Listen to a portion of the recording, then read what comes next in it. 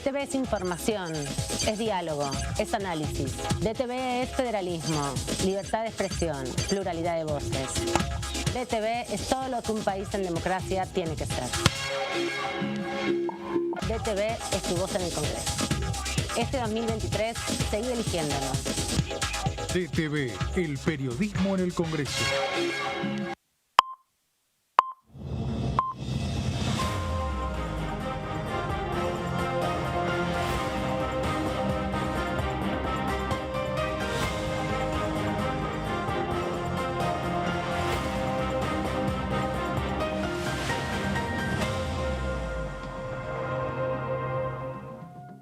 Hola, ¿qué tal? ¿Cómo andan? Bienvenidos, bienvenidas. ¿Cómo están? Aquí en la tercera edición de DTV, empezando esta semana, ya casi concluyendo el mes de septiembre y los últimos tramos ya del año para concluir el 2023, un año muy movido, con mucha actividad política, con también concluyendo estos 40 años ininterrumpidos de democracia, con nuevos presidente o presidenta. Se va a estar definiendo.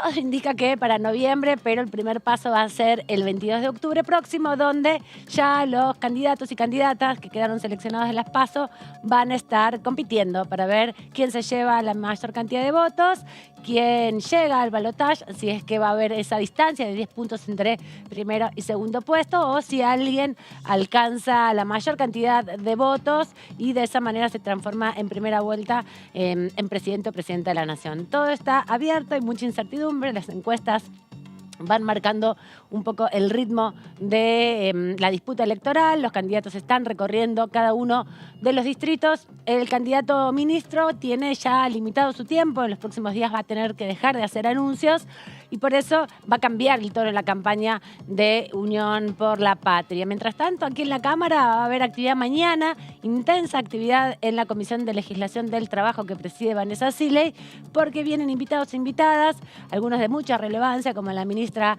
de Trabajo, que desde que asumió hasta la semana pasada nunca había venido a discutir ningún proyecto de ley. Ahora en 3 oportunidades la tuvimos aquí y mañana va a ser una de ellas para conocer los distintos proyectos que hay para reducir la jornada laboral según la Ley de Contrato de Trabajo. Recordemos que por un lado está la Ley de Contrato de Trabajo, que establece una jornada de 48 horas semanales. Por otro lado están los convenios colectivos de trabajo por actividad que regulan, hacen algunas jornadas, como por ejemplo el trabajo en medios de comunicación, como por ejemplo los trabajos insalubres, que tienen jornadas reducidas también más allá de lo que diga la Ley de Contrato de Trabajo. Quieren reducir esa ley, la del contrato de trabajo, para que en vez de 48 horas sea el máximo plazo para trabajar 40 horas semanales en la mayoría de los proyectos. Algunos incluso van hasta 36. Y esto no es algo nuevo, es algo que se viene presentando hace muchos años y que también en distintos países del mundo ya se está implementando. De hecho, Chile en este año aprobó un proyecto en ese sentido. Vamos a repasar lo que dejó la Noche de los Museos, una actividad cultural que movió a 1 millón de personas aquí en la ciudad de Buenos Aires y más de 35.000 visitaron el Congreso de la Nación y fueron parte de esa experiencia también bastante interactiva que se pudo disfrutar desde temprano, desde las 7 de la tarde. Pasé por acá a esa hora y vi una cola para ingresar al Congreso que daba vueltas hasta el ingreso del Senado. Así que durante todas esas horas hubo muchos visitantes aquí en el Senado, en el Molino, en cada uno de los puntos que desplegó el Congreso de la Nación para recibir a, como les decía, más de 35.000 personas que estuvieron disfrutando la Noche de los Museos. Vamos a empezar la semana saludando a mis colegas y compañeros. Aquí, ¿cómo anda Antonio Ricovene? Ay, Amanda Alma, ¿cómo estás? casi le pifio y me caigo. No. Qué bueno que estés bien. Que no pasó. Que no pasó. Preparado para mañana, decíamos, sí, una larga lista. Va a ser larga la jornada de mañana porque van a participar representantes de las cámaras empresariales, va a estar la Unión Industrial Argentina y también representantes de distintos sindicatos y especialistas en la materia laboral para empezar a ver la modificación, decías recién, de la Ley de Contrato de Trabajo. Vi varios abogados y abogadas laboralistas que también van a traer la perspectiva y la mirada, recordando también que Argentina es parte de la Organización Internacional del Trabajo y que en ese sentido, bueno, hay muchos debates que ya se están dando en los organismos internacionales y que ahora Argentina quiere replicarlo para aquí, para su propia legislación. Débora Dureta, ¿cómo anda? Bienvenida. Buenas noches, buenas tardes. ¿Cómo aman? ¿Todo bien? Me gustan tus aros de Gem and the Holograms, divinos aros. que se lucen muy bien, además. Paulita los eligió. Tuvimos elecciones también en Mendoza, me olvidé de comentar eso, y el senador Cornejo vuelve a ser a partir del 10 de diciembre gobernador. Exactamente. El 9 de diciembre. 9 de diciembre. Bueno, el 9 de diciembre, como bien acota Antonio, Mendoza renueva gobernador, digamos, se sostiene el gobierno de la Unión Cívica Radical, sería el tercer mandato consecutivo que tendrían los radicales en esa provincia y el tercer triunfo que se anota Juntos por el Cambio en lo que fueron las últimas elecciones consecutivos, así, desdobladas. uno tras del otro. Exactamente, en la previa a las generales del 22 de octubre tuvimos las de Chaco, las de Santa Fe primero y ahora las de Mendoza, era un poco el objetivo que se había dispuesto la coalición opositora, estoy muy diputados. Porque compitió con un diputado nacional del bloque de Juntos por el Cambio, que fue hasta hace poquito colega de Cornejo, que es el vicepresidente segundo de la Cámara, Omar de Marchi. Exactamente, que se había quedado como uno de los armadores en la campaña de Horacio Rodríguez Larreta en el interior del país. Finalmente, bueno por esta decisión que tomó de romper con Cambia Mendoza, ir por fuera y dar la pelea por la gobernación, bueno, se quedó sin la gobernación, pero bueno, logró meter diputados o legisladores en lo que es el poder legislativo provincial, que era un poco su objetivo, tenía más bien una mirada a largo plazo, pero bueno, la verdad es que le fue muy bien en las PASO respecto a lo que se esperaba, así que ya se anotó en ese sentido un triunfo, si se quiere. Y es la última elección, como bien decías, Débora, previo al 22 de octubre. Lo próximo que va a pasar es la semana que viene la primera instancia del debate presidencial, ¿no? En la provincia de Santiago del Estero. Así es, en Santiago del Estero se van a enfrentar en un debate los 4 candidatos con representantes periodistas de distintas provincias del país para dar el pie a que los candidatos puedan intercambiar sus ideas, dar sus presentaciones y demás. Allí lo vamos a ver, va a estar Sergio Massa por Unión por la Patria, Javier Milei de La Libertad Avanza, Patricia Bullrich de Juntos por el Cambio, Juan Schiaretti de Hacemos por Argentina y Miriam Bregman por el Frente de Izquierda Unidad, debatiendo en Santiago del Estero en lo que va a ser el primer debate y el segundo que está previsto para el siguiente domingo, que es el 8 de octubre, acá en la Ciudad de Buenos Aires. Recordemos que hubo un proceso que es ley, el debate presidencial, hasta el año 2017, 2018, ¿no? Se aprobó la ley. Exactamente. Fue en el gobierno de Juntos por el Cambio, uno de los primeros proyectos, entiendo, que se habían aprobado parlamentarios, creo que después de las elecciones del 2017, que hicieron obligatoria una dinámica que habían instalado de algún modo una ONG junto con la señal de Todo Noticias de TN, del Grupo Clarín, donde se hacían estos debates, que de hecho el debate de vicepresidentes se hizo con la misma dinámica anterior. Exactamente, no olvidemos que en el que fue el debate del 2015, Scioli pegó el faltazo a la que fue la primera instancia, después fue cuando pasó al balotaje con Mauricio Macri, pero justamente por esto, en aquella instancia no era obligatorio, ahora aquel que decide no ir al debate se le retiran los fondos para la campaña. Claro, se modificó la ley electoral y se incorporó entonces la obligatoriedad de los debates, 2 instancias, y este año se incorporó una dinámica diferente que es la participación popular, la participación ciudadana, primero con una serie con una propuesta de temas para incorporar al debate, que finalmente se terminó imponiendo el ítem de derechos humanos como tema para la instancia de puesta en común o discusión de los propios como candidatos. uno de los bloques o uno de los temas. Y política ambiental, uno en cada uno de los 2 debates. Política ambiental también quedó. Bien. Algo que los cronistas que cubrieron la organización de ese debate en la Cámara Nacional Electoral daban cuenta de cómo los representantes, los apoderados de La Libertad Avanza, se resistían a que hubiera un bloque para tratar esos temas. Se terminó acordando esto de que se definiera por el voto popular a través, no de elecciones, pero sí a través de página web de likes, digamos. De un formulario de Google Form. Que también, eso también fue un eje de discusión, porque algunos decían, bueno, hagámoslo por redes sociales.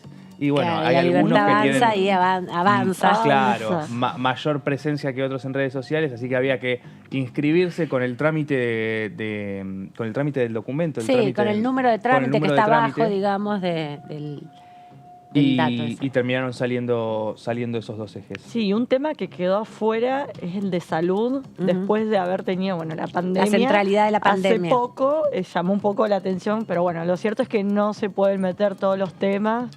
por eso también se acudió un poco a que sea el propio, la ciudadanía la que Y también va a haber defina una los temas. dinámica donde 2 o 3 personas del público van a poder hacer preguntas en el momento. ¿Eso también quedó como dinámica o es solo esta participación? En un momento bien planteado. Creo que quedó solo esta participación de elegir, pero puede ser que me esté perdiendo Sí. algo. Pero se había No, propuesto yo que creo haya que estaban mayor con esta discusión y participación. al final la habían definido por otro lado. Otra de las cositas que tiene el debate de que sea por ley es lo que pasa acá en la ciudad de Buenos Aires, donde si bien se hace el debate por ley que lo transmite el canal de la ciudad de Buenos Aires, la señal de noticias TN tiene comúnmente la costumbre de hacer el debate de jefes, de candidatos a jefes de gobierno. Bueno, se conoció que Jorge Macri no se quiere presentar a En ese, a solo ese el debate. obligatorio. Así es. Como tampoco se quiso presentar a debatir en su momento con Martín Lustó, pero sí lo tendría que hacer de forma obligatoria para el canal de la ciudad de Buenos Aires. Vamos a ver cómo se termina de resolver esto. Todo indica que TN no va a realizar el debate que hace cada año, pero bueno, sí tendría que ocurrir el de la ciudad de Buenos Aires, que también es por ley. Por ahí se replica, ¿no? Desde la señal del canal de la ciudad, se puede ver obviamente por YouTube, hay en algunas señales de cable, pero por ahí estaría bueno que los canales de noticias levanten también Seguramente se va a ese, levantar. no fragmentos, sino todo el Todo debate, el las debate. 2 horas que va a ser el debate. Exactamente, y por esto mismo imagino que TN implementó una modalidad, una novedad que fue la de los Claro. vicepresidentes, Se ¿no? quedó con ese nicho. Que Claro. era- creo que nunca había pasado que haya Nunca, un... porque no es obligatorio, es solo el presidente, el Exacto. candidato presidente o presidenta, quien encabeza la fórmula. Y Pero además es raro porque el presidente del Senado no define las políticas, digo, es como un rol difícil. Claro. Pero bueno, para los compañeros y compañeras de fórmula pudieron destacarse, lo vimos la semana pasada, ese debate, dejó muchas cosas interesantes que circularon por medios de comunicación, pero nos vamos a centrar en la actividad parlamentaria aquí de la Cámara. Les decíamos, el sábado fue la 19ª, 19ª edición de la Noche de los Museos. El Congreso fue protagonista, hubo mucha gente, se calcula como 35.000 personas en la larga cola que era interminable y continua permanentemente. Y tenemos a nuestra compañera Lourdes López para que nos cuente un poco las conclusiones de esa visita.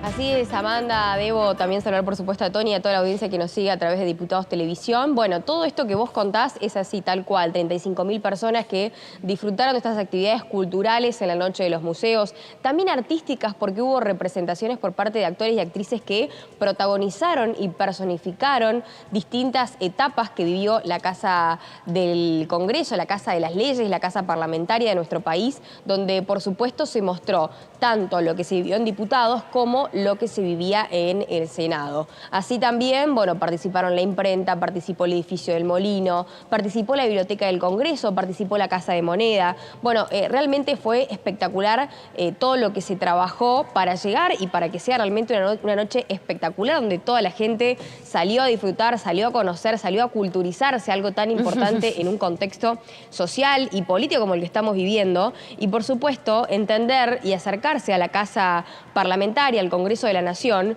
como un lugar donde realmente se puede aprender y donde se puede entender todo de una manera mucho más dinámica. A propósito de esto, algunas de las cositas, perlitas que se pudieron encontrar fue, por ejemplo, el Salón Blanco del Palacio, la imprenta del Congreso. En este caso fue quien presentó una máquina tipográfica y la máquina de Stampi del Dorado, y se entregó al público postales y señaladores de época, obviamente. Además exhibió el catálogo del área editorial y se repartieron señaladores con código QR con los que se ingresa a la versión digital de distintas publicaciones, como para tener, por supuesto, mucha más data sobre lo que hace la imprenta, sobre la historia.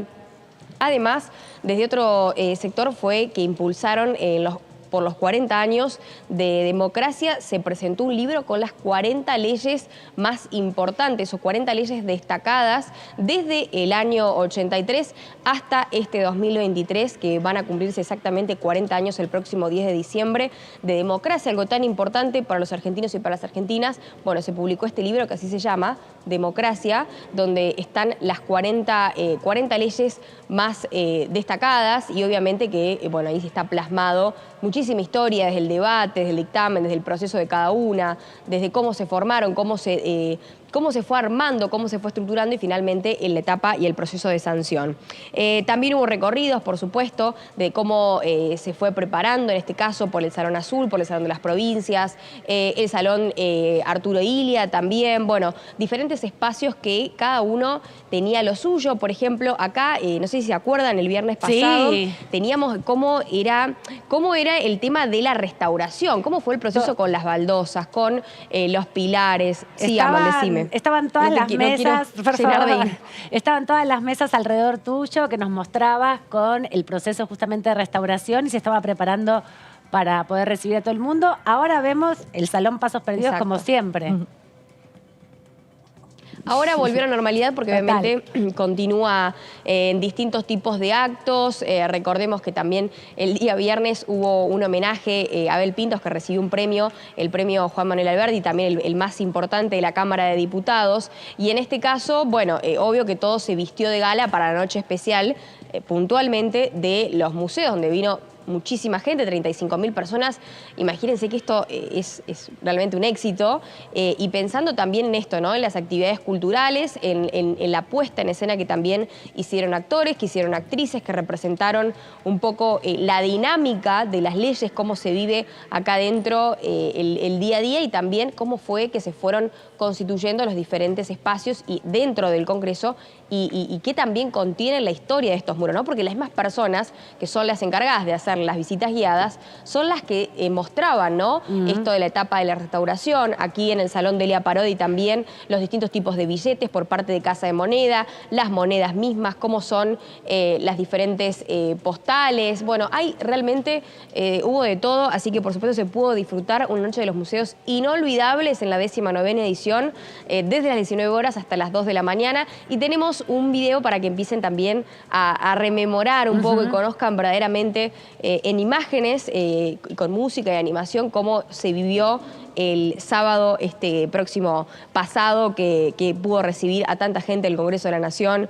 El edificio del Molino también lo hizo, un edificio bellísimo con una historia increíble. Así que si les parece, lo vemos.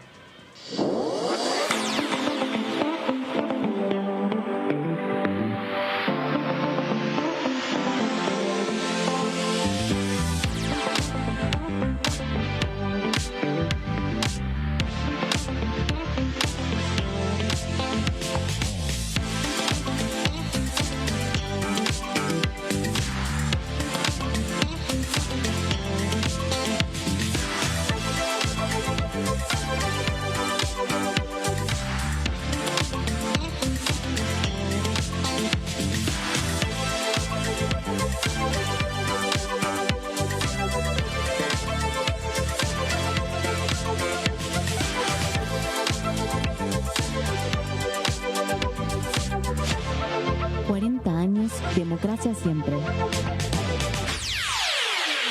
Diputados Argentina. Ahí estábamos disfrutando, muy bien, bueno, Lourdes, del ir y venir de la gente. También, como contabas, las personificaciones de las personalidades de la política en los distintos recintos, en los distintos salones. También para darle un poco de diversión y simpatía a la visita. Hubo desde presentación de libros hasta conocer, bueno, los distintos tipos de monedas. Se entregó una moneda, desde la Casa de Monedas se entregó una moneda específica o en representación también de los 40 años de democracia, algo que por supuesto es único. También hubo presentaciones de libros, también por los 40 años de democracia, se pudo conocer y la gente veía cómo fueron estas, en el hemiciclo, las 13 leyes con las 13 imágenes de las mujeres representantes, ¿no? Tanto mujeres como diversidades, todos los avances y las conquistas desde los diferentes colectivos, el colectivo LGBTIQ+.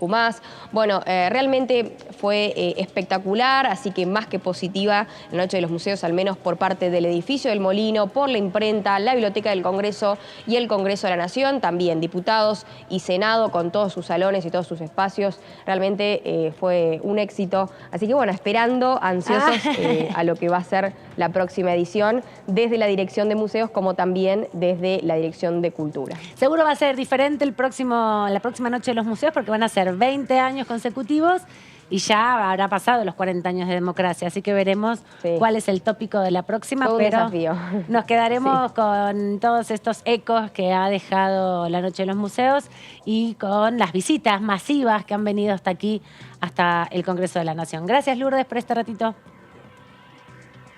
Un placer, como siempre.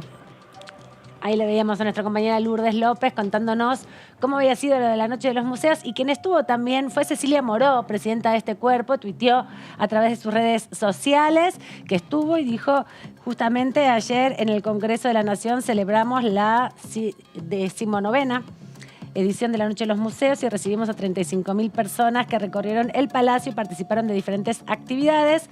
No quiero dejar de agradecerles a todos los trabajadores y las trabajadoras que hicieron esto posible y a las y los restauradores que mantienen en valor este emblemático edificio para recordar nuestra historia. La Casa de la Democracia, sostiene la presidenta del cuerpo, Cecilia Moró, tiene abiertas sus puertas para todos y todas las que quieran conocer. Los 40 años de democracia, siempre el mensaje que dejó la titular de la Cámara, que estuvo saludándose con la gente, que vino a recorrer un poco el espacio. La vimos en algunas fotos. Hubo varios diputados y diputadas que participaron también de esta Noche en los Museos. Si les parece, vemos parte del material que dejó también la presencia de diputados y diputadas aquí en el recinto de la Cámara Baja.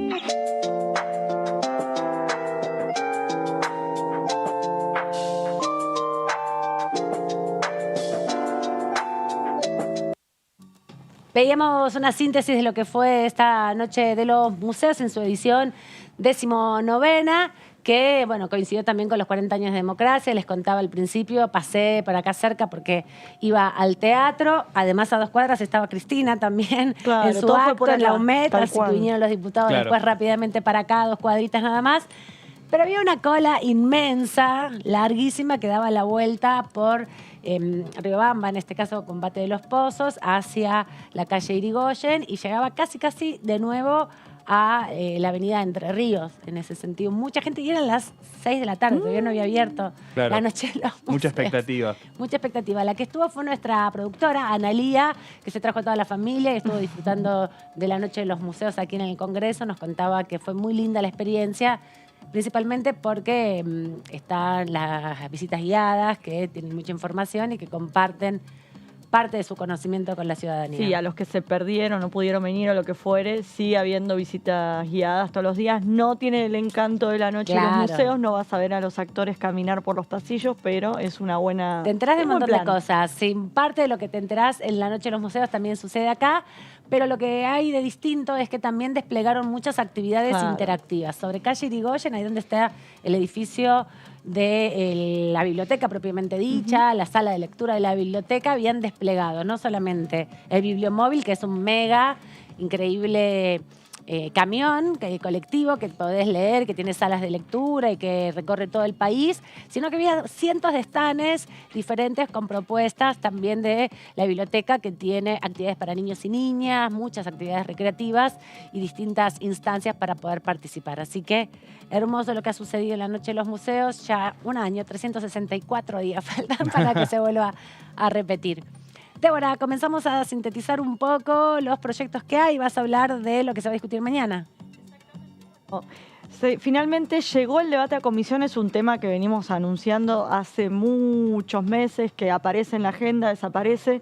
Solamente se trató una vez en una reunión que tuvieron los asesores de la Comisión de Legislación del Trabajo. Se trata de el debate iba a decir por la iniciativa, pero la verdad es que hay muchas iniciativas, por la reducción de la jornada laboral. Así que mañana a partir de las 13 arranca el debate, va a haber varios invitados, expositores, después si quieren leemos el listado, va a haber representantes del mundo gremial, empresarial y abogados laboralistas. Te quería decir que la ministra de Trabajo, Kelly Olmos, que va a venir... Sí, también vienen funcionarios del Poder Ejecutivo. Hace algunas semanas en varios medios de comunicación, cuando estaba viniendo el Congreso por otros proyectos, empezó a plantear la necesidad de dar esta discusión de la reducción de la jornada laboral.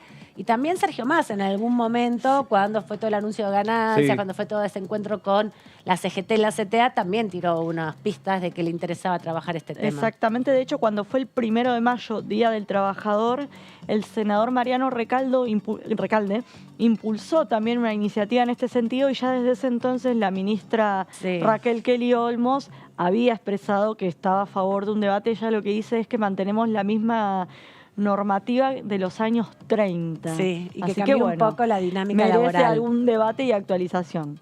La gran duda es si esto avanzará antes del 22 de octubre, día de las elecciones, o no. Pero les quedan 3 semanas, ¿no?, para las elecciones, y esta semana es informativa.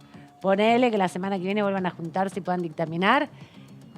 Yo la veo difícil, pero por ahí tener el dictamen, ¿quién te dice? Lo pueden por tener. ahí está listo y lo meten. Sí, yo todavía no sé cuál es la posición de todos los otros espacios que no son Juntos por el Cambio en relación a los Estuve hablando temas. con gente de otros bloques, los bloques del medio, y lo que te plantean más allá de que están a favor de este tipo de iniciativas, lo que te dicen es el momento, sobre todo, ¿no?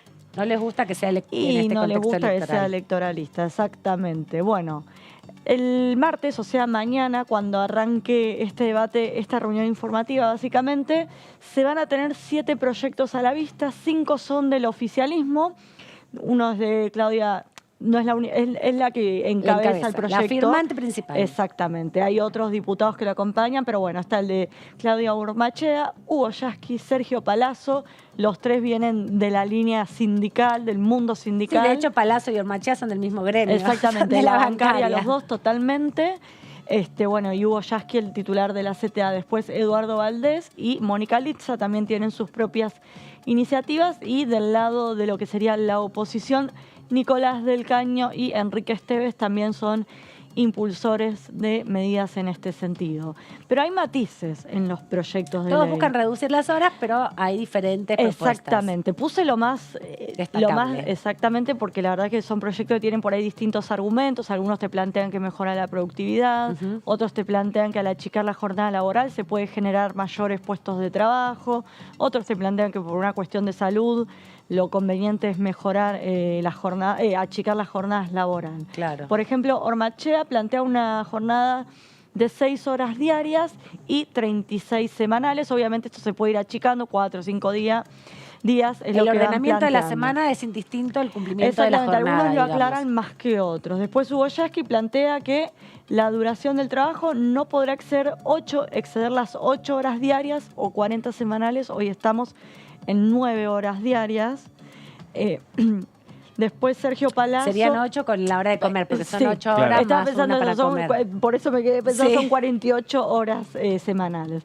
Después Sergio Palazzo plantea también un máximo de 8 horas, en tanto la jornada semanal no exceda los 4 días de trabajo. O sea, reordenar la jornada de trabajo, ¿no? Y la semana, que tengas 3 días de descanso. Exactamente. Ese es el que a mí más me interesa. Ese a mí también es el que más me gusta. Yo creo que podemos hacer lobby para que avance. Sí, me parece interesante porque vuelve a pensar justamente en el espacio, en ordenarlo de forma tal que puedas tener algunos días corridos de descanso y puedas incorporar más trabajadores también en un horario. Exactamente, por ahí trabajos de fin de semana o lo más acotados, pero bueno, para eso también habría que o tener de miércoles de martes a sábado o de lunes a jueves sería, de domingo a miércoles.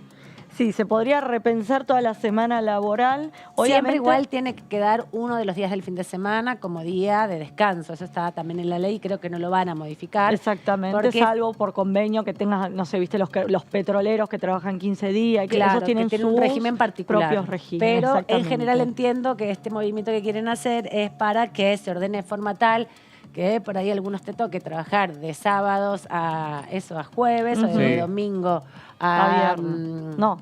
De sábado a miércoles o de domingo a jueves, y así puedas tener 3 días y uno sea el fin de semana. Muchas veces también eso queda sujeto a los convenios colectivos de cada trabajo, claro, ¿no? Sí, que es total. lo que se suele terminar de definirse. Hay una ley general y cada convenio. Exacto. De Esto hecho, lo que hace es modificar esto modifica la ley de contrato de trabajo. Perdóname. No, digo, de hecho los periodistas tenemos un régimen diferencial por el tipo de trabajo que tenemos, y otros trabajadores, como por ejemplo los trabajadores del correo, también al ser un trabajo insalubre, por estar todo el tiempo en la calle caminando, tienen 6 horas de trabajo. O los trabajadores del subte que ahora quieren achicar y demás. Exacto. Exactamente, hay muchos regímenes especiales. Todos esos también se van a adaptar, para que sepan, para que no crean que los que hoy tienen un régimen diferencial van a tener el mismo régimen para siempre, sino que también se va a impactar. Claro, uno imagina que va a tener un efecto dominó, cascada. Si se quiere, cascada me gustó más, y retocarían esos regímenes, ¿no? Después, bueno, el de Eduardo Valdés plantea que la jornada no exceda las 6 horas diarias o las 30 semanales. Mónica Litza, que no exceda las 6 horas y también semanales. Como ven, son bastante parecidos. Sí. Después, Nicolás del Caño, jornada de trabajo de 6 horas diarias, 30 semanales. Enrique Esteves, duración de la semana que no exceda las 36 claro, horas. Estos que están planteando las 36 horas semanales son 6 días de 6 horas. 6 por 6, 36 o 7 horas, 5 días. Pero viste que algunos no te aclaran. O 5 por 6 también. No, 5 por 6, 30. Así que bueno, como ves, son todos muy parecidos, pero algunos te aclaran el día, otros la semana, otros 40, otros 26. O sea, se van a tener que poner de acuerdo con estos detalles. Pero bueno, lo mismo pensábamos con lo que eran las licencias de cuidado y terminamos teniendo 3 dictámenes, otro proyecto que tampoco llegó al recinto y parece, me decían el otro día, parece que va a quedar ese también para después de las elecciones. Bueno, como les decía antes, por ahora el tema se debatió en asesores, donde se puso el foco en modernizar la jornada vigente, que data desde el año 1929, y también se pretende adecuar a los debates que se están produciendo en otros países. Mira, si pasamos a la siguiente plaquita, te traigo algunos datos. En España, la duración máxima de la jornada laboral es de 40 horas semanales, se suele distribuir en 5 días a la semana con 8 horas diarias. Se prevé llegar a 32 horas semanales. Un primer paso sería que en 2024 entrara en vigor una reducción para llegar a 37,5 horas semanales. O sea que la expectativa ya son 40 horas semanales, la expectativa es llegar a 32 horas Exactamente, semanales. Lo van aplicando de manera gradual. Después en Islandia hubo 2 ensayos realizados entre 2015 y 2019 y comprobaron que llevar a 35 y 36 horas semanales la jornada laboral sin reducción de sueldo mantuvo o mejoró la productividad al igual que la salud. Por eso te decía, hay diferentes fundamentos para impulsar esta iniciativa. Ormaquea, por ejemplo, lo que plantea es, como se vio afectado el poder adquisitivo de los trabajadores, achiquemos la jornada laboral. Claro, porque si tenés que conseguirte 2 laburos, por lo menos las 12 horas con 2 sueldos. Exactamente, por lo menos que tengas changüí para hacer una changuita en el medio. No, te iba a decir también que la Organización Internacional del Trabajo, cuando fue todo el debate del convenio 190, que llegó acá al Congreso, que se tuvo que ratificar y aprobar, una de las principales causas que establecía sobre los accidentes del trabajo y las situaciones de afectaciones psicológicas de los trabajadores y las trabajadoras eran las extensas jornadas de trabajo y la dependencia con el trabajo, con la conectividad, ¿no? Ahí uno está todo el tiempo conectada con el jefe, por más que vos no le quieras responder, está el mensajito y vos en un momento lo chusmeás, sea la hora que sea. Y te afecta a tu cerebro. Claro, igual. Y todo eso desnaturaliza el tiempo del descanso, sobre todo, ¿no? Que se supone que es un tiempo para recuperarse y poder dedicarle mejor, en plenitud, digamos, de tus funciones a la jornada laboral. Con la conectividad que se tiene, incluso trabajos que no tienen que ver con la actualidad. Como nosotros por ahí no te manda un mensaje tu jefe, pero un vocero, un diputado, lo que fuera, y ya te desencaja. Y estás así como tomándote un mate con tus amigos y decís, ¿quién me manda este mensaje hasta ahora? Pero pasa con otro tipo de trabajos también, me parece. Exacto, pues en algunos trabajos te dan el celular, entonces vos tenés la opción del fin de semana, lo apagas, por ejemplo, y lo prendes el lunes. Tenés 300 mensajes. ¿Cómo me contestaste? También uno de los puntos que va a plantear la oposición, por lo que pude ir conversando en estas horas, tiene que ver con que bueno, sería un nuevo beneficio más para los sectores del empleo formal registrado, ¿no? Ese es otro tema. De los 9 millones de personas que trabajan, para los que mejores están en ese sentido, veían ahí algunos reparos que podía darse a este proyecto. Claro, porque a las personas que están bajo otros regímenes laborales, además de que no les cabe en las generales de la ley, en definitiva también trabajan 12 horas o 14 o 15 horas. Exactamente. Están en un contexto muy diferente. Eso es lo que plantean. Estamos legislando para los más beneficiados, si se quiere, dentro del Y mundo es que la del onda es que trabajo. todos sean registrados. Bueno, pero por ejemplo está el proyecto de ley de MIPYMES que buscaba que se regularice a los trabajadores, que se bajen las cargas patronales. Con monotributo. Exactamente, y lo cierto es que en el Senado ese proyecto no se dictaminó, y sí se dictaminó y se pretende votar en el recinto este mismo jueves. Entonces Ganancias. el mensaje, nunca aclaré cuál era. Ganancias se dictamina este jueves, que no olvidemos que beneficia al 8% de los trabajadores. Que más y ganan. es esto de... Estamos beneficiando no solo a los trabajadores que están en blanco, sino a los que más ganan, y nos olvidamos de cerca del 45% de los trabajadores que no tienen ni jornada, ni límite en la jornada, ni obra social, ni vacaciones pagas, ni días por salud o lo que fuere. Así que se está generando como dos mundos muy diferentes dentro del mundo del trabajo. También lo que contestan los más optimistas con este proyecto es, bueno, también va a ser una posibilidad para que las empresas que no quieran limitar su producción puedan contratar más a trabajadores. más trabajadores. Claro, esa es la idea. Es un poco el debate de lo que se va a ver mañana. Sí, pero el asunto es que cuando hablas con una persona que trabaja en una empresa, lo que te plantea es persona que se va, salvo que estés en una empresa que le esté yendo muy bien, por un caso puntual, lo que fuera, ciertas empresas. Lo cierto es que muchas veces se va un compañero, si se quiere, y el resto termina absorbiendo sus las tareas. Sí, claro. Exactamente, por eso, si bien esto ayudaría a dinamizar, generar mayor volumen de empleo, debería ir también mejor acompañado. calidad de trabajo, porque también lo que Exacto. pasa es que vos después de 8 horas diarias, o de las 8 horas diarias, estás agotado, tenés más riesgo Claro. de tener faltas, de tener accidente de trabajo, de tener menos ganas de que el trabajo salga mejor. Sí, o y rendís ponerle cero menos lo que onda. se plantea de la productividad. Por ahí Sí. estás 9 horas, pero si estabas 7, hubieses mejor. trabajado mucho mejor, y la Y lo empresa mismo. hasta se ahorraba, no sé, luz, ¿me entendés? No sé. Sí, o también eso, hay mucha capacidad instalada que no está desarrollada, sobre todo del aparato productivo, que es donde es más fácil medirlo, ¿no? Bueno, también en los servicios, hotelería, todo eso, pero para que eso funcione tienes que tener gente que trabaja y tenga Exacto. vacaciones. Que después de todo se trata un poco de eso, ¿no? De vivir un poco mejor. Sí, claro. De tener Claro, una vida un poco más también, digna. también lo que se plantea No es es ni de esto. derechas ni de izquierda eso. Como lo dijo... Exacto, te das mayor tiempo para el ocio, y que a la vez eso reactiva otras actividades. Tenés más tiempo, no sé, salís siempre que tengas un Podés salario estudiar una digno, ¿no? carrera Podés nueva. estudiar, podés ir al Basta. cine, salir a cenar, lo que fuere, o estudiar como acá el colega Antonio, El que eterno nos estudiante. opaca con sus estudios, pero bueno. Sí, porque después que termine su grado va a tener que hacer su maestría y su Uf. posgrado. Ay, sí. Yendo.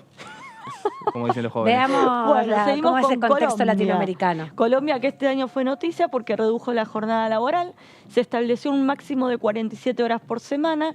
La instrumentación en este país también es gradual, se prevé bajar a 46 en 2024, aplicar otro ajuste hasta 44 horas en el año 2025 y un último recorte a 42 horas en 2026. O sea que van a pasar de 47 a 42, en definitiva. Exactamente, en tramitos cortos se van a ir achicando. Y después Chile, la norma permite trabajar hasta 45 horas por semana, jornada que se redujo desde las 48 horas en el año 2005. Mira, ellos venían peor que nosotros. Bueno, ¿eh? vienen igual, nosotros tenemos 48. Ahora, por también. eso, recién en el 2005 nos igualaron. Sí. Nosotros estamos así desde el 29. Ya, de consuelo, ¿no? Ya desde junio del año pasado, el Ministerio del Trabajo de Chile creó el sello de 40 horas. Mira, esto por lo menos va por la positiva. Y van más rápido que Va nosotros más ahora. rápido, ¿no? La certificación que reconoce a las empresas que ya aplican la jornada laboral reducida, como el sello de acá, por ejemplo, de las personas que contrata a una persona con alguna discapacidad. Sí. ¿Te acordás que se dictaminó en estos días? Sí. Bueno, de alguna manera sirve para la imagen de la empresa, fomenta por ese lado la normativa chilena. Claro, y si pones eso también, se supone que en el ranking de las empresas quedás mejor posicionado. Exactamente, digamos, exactamente. Que le gustan tanto los rankings. Yo a los consumiría empresarios. más esa empresa porque sé que los trabajadores Sí, tenés que quieren- ponerle un sello de esos no negros, sino otro color para que Eh. sepamos de qué se trata. Vamos a repasar. Exceso, se le puede aplicar también la ley de etiquetado, exceso de horas de trabajo. Exceso de horas de trabajo, me gustó, sí, está bueno eso. Demasiado trabajo explotado podría ser otra de las caracterizaciones. Vamos a repasar lo que decía en la sección Mis Proyectos, que se emite todos los días en Primera Mañana, el programa que conduce nuestra compañera y colega Verónica Benaim. El diputado Hugo Yasky presentó justamente esta iniciativa, es uno de los 7 proyectos que mañana van a estar a la vista, como bien nos comentaba Débora de Urieta hace un ratito, cuando comiencen con toda la ronda de consultas, que luego de esta presentación les vamos a comentar quiénes vienen a la comisión mañana a partir de la 1.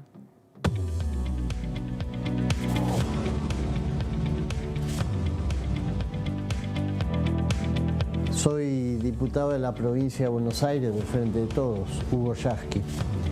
Y en este caso quisiera hablar de un proyecto que está presentado en el año 2020 y que es probable que lo empecemos a tratar en Comisión de Trabajo, que también se trate en diputados. Me refiero al proyecto de reducción de la jornada laboral. La jornada laboral en la Argentina es de 48 horas, como todos sabemos, pero data del año 1919. En ese momento hubo la reunión constitutiva de la OIT, la Organización Internacional del Trabajo, y se estableció como un convenio internacional que obligaba a todos los países miembros de la OIT a aplicarlo, la jornada laboral de 48 horas, la que actualmente rige en nuestro país. Es decir, pasaron más de 100 años, pasaron cambios que revolucionaron los sistemas de producción, que generaron nuevos tipos de industria, que generaron luego incorporación de la inteligencia artificial, de la robótica, es decir, cambios enormes que impactaron en la producción, y nosotros seguimos con la jornada de 48 horas. Del mismo modo podríamos hablar de los cambios en la estructura social y cultural, es decir, la mujer en el año 1919 era esa típica figura de las novelas o de las películas de época, la que estaba en la retaguardia del hogar, la que se hacía cargo de todo en la casa, los hijos, la comida. El hombre era una figura ausente que llegaba al final de la jornada cuando ya los hijos dormían. Bueno, todo eso no existe más. Ni el mundo productivo, ni ese entorno familiar, ni esa conformación cultural. Hoy la mujer trabaja a la par del hombre. Hoy la industria, la producción y los servicios cambiaron absolutamente. Por eso creemos que es necesario, como hicieron otras partes del mundo, adecuar la jornada laboral a esta nueva realidad, acortándola. Por supuesto, esto implica que no haya merma de los salarios, implica nueva definición de los tiempos de trabajo cotidiano, incluso el proyecto de Mariano Recalde, el senador de nuestro bloque, también plantea hasta la posibilidad de discutir 4 días laborales, es decir, acortar la semana laboral un día. Sería un gran avance contra el prejuicio de muchos empresarios que en principio por si acaso se oponen, porque la verdad se han opuesto al libre cerrado sin conocer demasiado lo que podría implicar incluso de beneficio para ellos, porque menos horas de trabajo implica menos accidentes laborales, menos nivel de ausentismo, más productividad. Esto está demostrado. Así que bueno, la idea es esta. Estamos planificando 2 grandes seminarios que se van a hacer acá en el Congreso de la Nación, invitando a centrales sindicales de otras partes del mundo, invitando a legisladores de otras partes del mundo, para que nos ayuden a conocer las experiencias de los países donde ya la jornada laboral se ha acortado. Esto va a ayudar a vencer muchos prejuicios, porque muchas veces cuando las leyes plantean algún avance, aunque sea tardío, como en el caso nuestro.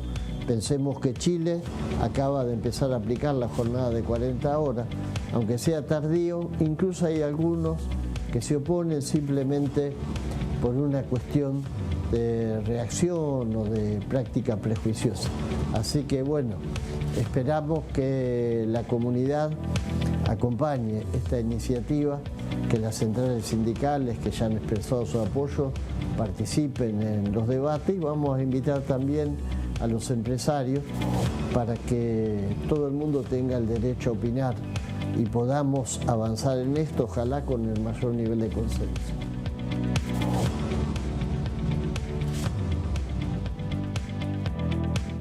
El diputado Hugo Yasky, uno de los 7 autores de proyectos para reducir la jornada laboral, que mañana, como bien comentábamos, a las 13 comienza su debate parlamentario con una lista de invitados e invitadas. La más importante, sin duda, es Kelly Olmos, que es la ministra de Trabajo y Seguridad Social de la Nación. Tercera vez que viene en menos de 3 semanas, ¿no? En 15 días, sí. Vino miércoles, vino jueves y ahora de nuevo. Ya no quiero dar la cara ni a nosotros, ni a los diputados, ni a Total, nadie. no está tan lejos, que se toma el subte, viene en un toque. Desde el ministerio, bueno, viene caminando acá a la vuelta, Claro, no viene sé. caminando. En definitiva, no, del Vasco viene. De la ministra Olmos, que hoy aprendí cómo era su nombre completo. Raquel. Es Raquel Cecilia Kismer de Olmos. Exacto, la famosa Kelly para los amigos. También va a venir Julio Cordero, que es vicepresidente del Departamento de Políticas Sociales de la UIA. Va a estar el secretario general de FOETRA y secretario gremial de la CTA de los Trabajadores, que es Claudio Marín. También va a estar Ricardo Peidró, que es secretario general adjunto de la CTA Autónoma y secretario general de APMA. Natalia Salvo, que es periodista y también es presidenta de la Corriente de Abogados y Abogadas Laboralistas 7 de Julio. Luis Padín, que es integrante de la Corriente de Abogadas y Abogados Laboralistas 7 de Julio. También va a estar Pablo Anino, que es economista, editor de la Economía en la Izquierda Diario y del programa radial Círculo Rojo. También va a estar uno de los integrantes de la Fundación Federer Eber, que es Svenja Blake, y Cristian Faciaben, que es el secretario internacional de Cooperación y Migración de Comisiones Obreras en España. Todos ellos, todas ellas van a estar dando cuenta de estos proyectos de ley que buscan reducir la jornada laboral. Ya 48 horas semanales es un montón para los tiempos que corren. Quieren reducirla entre 40 y 36 horas, así que esperemos que este debate pueda esclarecer un poco la situación en el mundo también. También por lo que pude sondear con el oficialismo, yo creo que uno de los puntos más fuertes y con los que pueden llegar a sumar mayores voluntarios puede ser con la distinción entre la situación entre las grandes empresas y las pymes y las mini pymes, ¿no? Van a tratar de exponer también cómo las grandes empresas, a pesar de la pandemia, a pesar de la guerra, de la inflación, siguieron ganando cada vez más y más dinero, mostrando que tienen posibilidades, muchas de ellas, de pagar a más empleados. Sí, de hecho, que muchas empresas ya implementan de alguna manera, no sé, viernes corto o que no trabajen los viernes en su totalidad, pero bueno, obviamente son iniciativas que llevan adelante las empresas privadas como beneficio para sus trabajadores. Ahora ponen mesas de ping-pong en las empresas. También. Sí, y poltronas para tirarse, descansar un poco. Sí, nada de eso sucede en nuestros ámbitos laborales, pero no sé en el tuyo. No, a mí no tampoco. me pasa. Yo tengo esto de los jueguitos, ¿cómo es?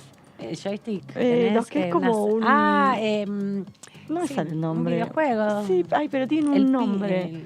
Bueno. Flipper. Eso, esas cosas. Como un flipper, mirá. Como los que ibas cuando eras chiquita y metías la moneda y jugabas. Sí, los flippers son los que tienen la pelotita. Bueno, fichines. pero esa onda. Los eso fichines. tengo en el diario. ¿Tenés en tu diario eso? Sí, eso tengo. Para relajarse un poco de las igual cuestiones. Yo no sé ni el nombre, imagínate, no le doy mucho. ¿Te dan ficha para jugar o se puede...? No, creo que es gratuito. Bien.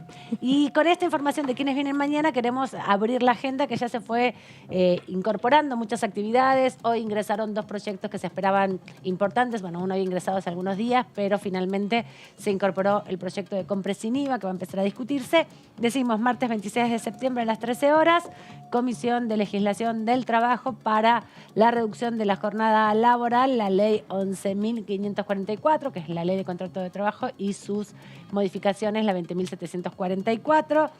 También el miércoles 27 de septiembre, ya cerrando casi el mes, a las 14 horas, la Comisión de Educación. Fue invitado el ministro de Educación, Jaime Persic, porque van a estar discutiendo el proyecto que busca aumentar el financiamiento educativo, pasar de 6 puntos del PBI a 8, algo que además de eso seguramente tiene muchas más modificaciones, pero principalmente quieren ir escalonando hacia dentro de una década, ¿no? Aproximadamente. 7 años creo que eran. Y como bien decía Antonio el otro día... Claro, para el 30, digamos. Desde el año que se sancionó la ley que establece el piso de 6%, se cumplió una sola vez, era, ¿no? En 2015. Sí, solo en 2015. Así que bueno, por ahí subir un poco el techo hace que se cumpla la vigencia. Sí, ¿no? por ahí como no quieren llegar a lo máximo, al tope máximo de cuánto hay que financiar, bueno, pongamos un número diferente, un poco más grande. Y el 23 también, el 28, perdón, jueves 28 de septiembre, desde las 11 de la mañana, una larga jornada con el director de la Administración Federal de Ingresos Públicos, Carlos Castañeto, que también tiene su cuartito acá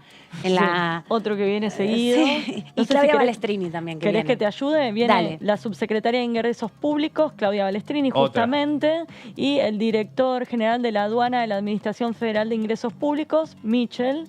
Y bueno, y obviamente van a exponer sobre el proyecto de ley Compre sin IVA, que es básicamente esto que te devuelven cuando vas a comprar con tarjeta de débito, te devuelven el IVA de los productos de la canasta básica. Claro, un programa, sí, de la canasta canasta básica, un programa que había lanzado la semana pasada el ministro de Economía y que ya había advertido que quería mandarlo al Congreso para que se discuta. Hay varios proyectos, de hecho, en ese contexto estuvo circulando varias declaraciones en otros momentos de diputados de Juntos por el Cambio que buscan justamente disminuir el IVA, así que medio como con ganancias, el ministro mandó el proyecto para que se arme acá la discusión. En definitiva. No lo leí, la verdad, todavía, pero seguramente lo que va a plantear la oposición es cómo se va a financiar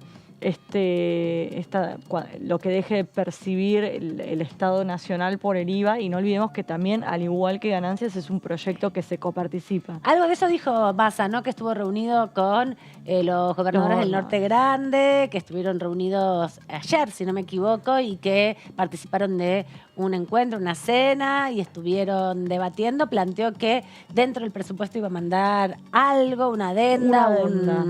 Porque no olvidemos que en el presupuesto nacional no se pueden crear ni modificar impuestos.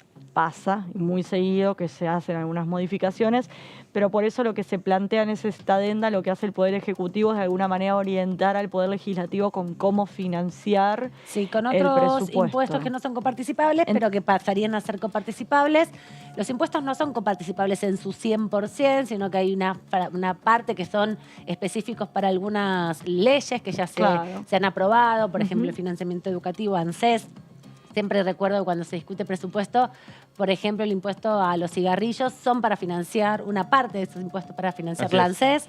Claro, tiene una asignación específica, por ejemplo. Sí. Después hay algunas cosas más que en parte, una porción de ganancias va a la coparticipación, otra va al Tesoro, otra va directamente también a financiar otros programas que están ya específicamente asignados. Así que pueden repensar la asignación de algunos de estos recursos que se incorporan al Estado a partir ya de los impuestos que no son coparticipables, como el impuesto al cheque, estaban nombrando, y el impuesto país. Son los dos con el los que tema es que el hablando. Impuesto país sería para ganancias ya, digamos, y lo cierto es que el impuesto al cheque lo que te van a plantear es que es uno de esos impuestos que se sancionó de manera como una emergencia circunstancial, no me salía la palabra, y que es un impuesto distorsivo. Entonces, de alguna manera vas a instalar de por vida un impuesto que lo ideal sería suprimirlo. Claro. Sí, pero bueno, van a ser las discusiones. Recordemos también que el diputado Tetaz está haciendo una suerte de seminario. Sí, está hizo bueno 2 eso. encuentros ya con especialistas de distintas perspectivas políticas e ideológicas sobre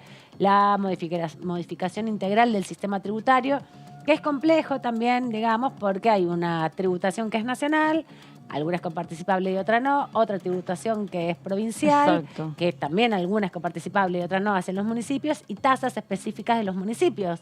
Así que el engranaje, para que no se desfinancie en ninguna instancia de la política, tiene que pensarse de una manera equilibrada, ¿no? Que es una deuda que tiene la democracia que ha creado muchos impuestos en los últimos 40 años y de manera un poco desorganizada, ¿no? Exactamente, y por ejemplo, planteas esto de los impuestos provinciales, que es cierto, el Congreso Nacional no se puede involucrar, pero por ejemplo tuvimos el pacto fiscal que se había sancionado allá durante el gobierno de Cambiemos, que se había acordado ir bajando ingresos brutos, que es justamente otro de los impuestos que se plantea como distorsivo, que afecta a la producción y que encima se va acumulando, tiene un efecto cascada. Se cobra cascada en distintas instancias, Exacto. Municipal, provincial, nacional. Y después lo que se hizo fue revertir, se sancionó otro pacto fiscal durante el gobierno del Frente de Todos, que lo que habilitó fue que las provincias puedan aumentarlo volver nuevamente a subir ese impuesto. Sí, tenía que ver también con el endeudamiento que tienen las provincias y los problemas en la recaudación. Ahí vas viendo que los contextos también no son tan fáciles de resolver porque no es solo bajar o subir impuestos, sino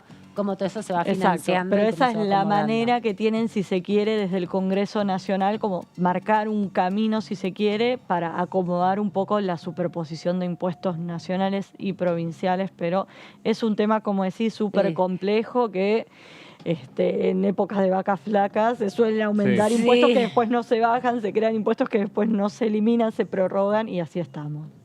De eso van a hablar seguramente mañana y pasado en las reuniones de comisión aquí en la Cámara de Diputados, porque van a estar presentes justamente los administradores de los recursos argentinos y esa comisión que se había armado en relación a articular tanto con el titular de aduanas como con el titular de la AFIP para que no aumenten los precios, ¿no? Lo que hacen es, en definitiva, controlar los pedidos de importación de las grandes empresas y en relación a si han aumentado o no los precios, están dando posibilidades o no para que eso se pueda importar para no solamente las cadenas productivas, sino principalmente con los formadores de precios, ¿no? Las grandes cadenas alimenticias que son pocas y que están muy concentradas. Es un poco la agenda para que ustedes tengan y vayan ordenándose para esta semana. Va a haber actividad hasta el jueves y van a estar aquí en Diputados TV compartiéndola, no solo los debates de los diputados y las diputadas, sino también luego las conclusiones a las que llegan con todas estas discusiones. Nosotros mientras nos vamos a la pausa y volvemos en un instante nada más aquí en Tercera Edición.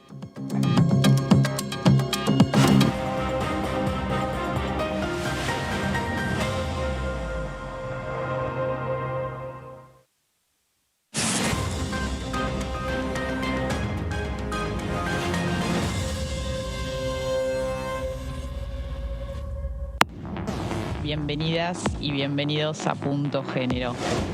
El movimiento feminista en el periodo 2018-2019 y antes también durante 16 años, hemos construido un poder que fue manifestado con los pañuelos verdes, que fue estando en la calle, estando en el Congreso, estando en todas partes, en todas las provincias. Lo que fuimos generando también fue capacitación. En esas capacitaciones y en esos encuentros muchas veces es la accesibilidad a los recursos, poder dar una respuesta, los programas del Ministerio que muchas veces y del Ministerio de Mujeres y de otros organismos estatales que se encuentran en plataformas digitales. Entendemos que poder achicar las brechas de desigualdad, por ahí pensar esta herramienta por un lado para la capacitación en Micaela Digital. Punto Género, lunes 23 horas. Este es el gasoducto Presidente Néstor Kirchner, una obra de escala mundial realizada en tiempo récord, que unirá la energía de Vaca Muerta con todo el país. Innovaciones, tecnología, cientos de kilómetros de acero y miles de trabajadoras y trabajadores. Esta megaestructura alimentará la llama del país, uniéndonos con nuestros seres queridos, acelerando la economía, ahorrando divisas, con desarrollo, con federalismo, con soberanía y orgullo. Gasoducto Presidente Néstor Kirchner. Mueve energía, mueve al país. Hola, ¿qué tal? Buen día, ¿cómo les va? Bienvenidos a DTV Noticias. Quiero comentarles que he presentado un proyecto de ley para asistencia económica de las personas con discapacidad que estén federadas en algún deporte de la República Argentina. Hoy ganancias está en 700.000 pesos y ahora se eleva a 1.770.000, 1 millón de pesos más. O sea, ¿cuánta gente? Bueno, hay un montón de gente, se lo ha mensurado, o sea, estamos hablando de 800.000 personas que van a ser correspondidas van a ser alcanzadas por esto. Veremos de qué manera eso derrama. DTV Noticias, de lunes a viernes.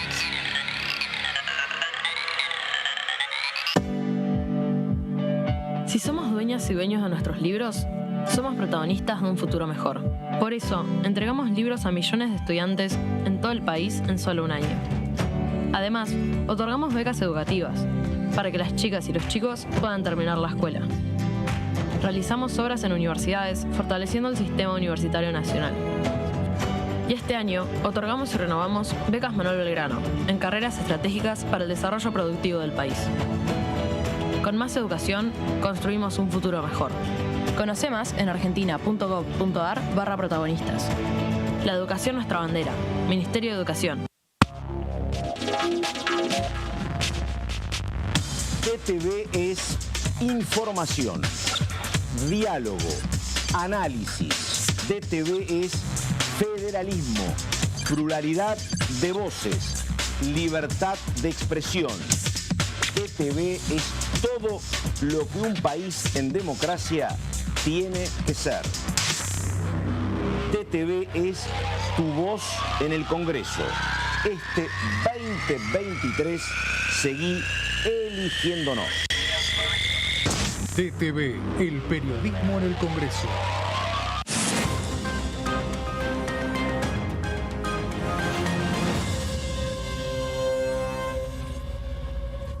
Aumentamos de 4.000 a 18.000 pesos el tope de reintegro del 15% en compras realizadas con tarjeta de débito para personas jubiladas o que perciban una pensión por fallecimiento. Primero la gente. AFIP. Argentina Presidencia.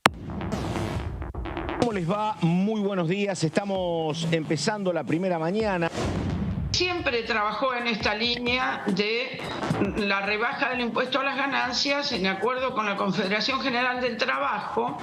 Ha habido mucha presión de muchos gremios a los cuales le pagan viáticos, por ejemplo camioneros, porque tienen que viajar a Pino Achado, tienen que viajar a Comodoro Rivadavia, Jujuy, a donde sea, y por los días que tienen de viático fuera de su lugar, sí, claro, también eran gravados por el impuesto a las ganancias.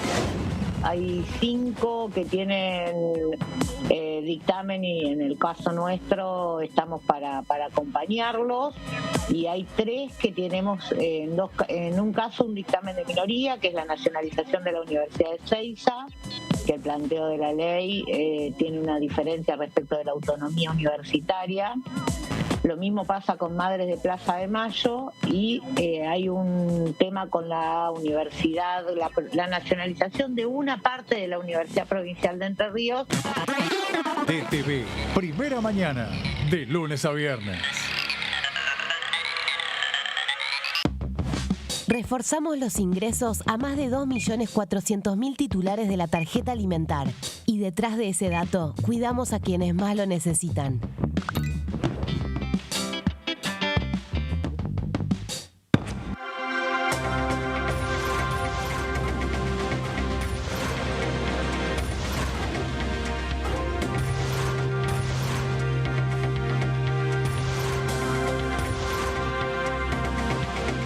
Ellos son tu voz en la primera mañana.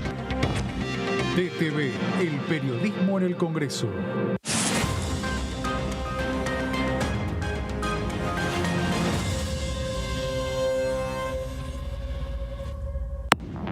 Ahí vamos. ¿Qué haces? Buen día. ¿Cómo te va? Yo necesito seguir trabajando con proyectos que tenemos presentados como incentivo, como mi primer tractor, una herramienta de financiamiento activo para los pequeños productores de nuestra República Argentina, como un mensaje claro de acompañamiento a la gente que produce y que trabaja. con esos consensos con que se deberían trabajar todos los temas, ¿no? En este caso, los que quedaron pendientes para ser enriquecidos, para sumarle más iniciativas, por ejemplo, el de turismo accesible, que yo lo considero tan importante, ¿no? DTV, primera edición, de lunes a viernes. Lanzamos líneas de crédito para trabajadores de hasta 400.000 pesos a devolver en 24, 36 o 48 cuotas. Y detrás de ese dato, más argentinos pueden progresar.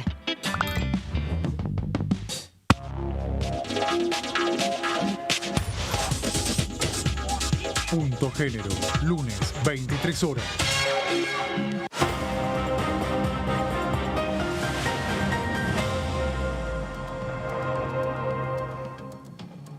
Seguimos acá en la tercera edición, segunda hora, para compartir con ustedes la actividad parlamentaria. Les repasábamos todo lo que va a suceder esta semana, pero también tienen que estar atentos y atentas porque es probable que se convierta en ley la modificación del impuesto a las ganancias. Está previsto que para esta semana, miércoles o jueves, haya una sesión del Senado donde también van a modificar seguramente la ley de alquileres, otro de los proyectos que va a volver a la Cámara de Diputados. Hay una serie de iniciativas que puede ser que se aprueben definitivamente.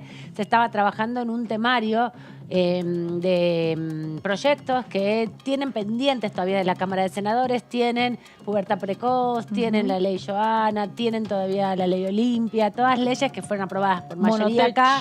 Y monotributo tecnológico también, que es uno de los que le deben al ministro de Economía. ¿Cómo ven el clima para el Senado? ¿Jueves o miércoles? ¿Qué decís? Miércoles, todo indica que el miércoles y el clima se va a enrarecer un poco porque el objetivo del oficialismo es meter el pliego de la jueza Ana María Figueroa. Claro, porque tienen 74 pliegos y la semana pasada se pasó diciendo en medios de comunicación José Mayans, presidente del interbloque oficialista, que nadie lo había retirado. Entonces el que se percató el detalle de 75 fue acá Antonio. ¿75? Porque a mí me llegó la gacetilla con los textuales y dije 75 y dije, uy, Mayán se olvidó de actualizar, son 74. Y acá el colega que no corre, vuela.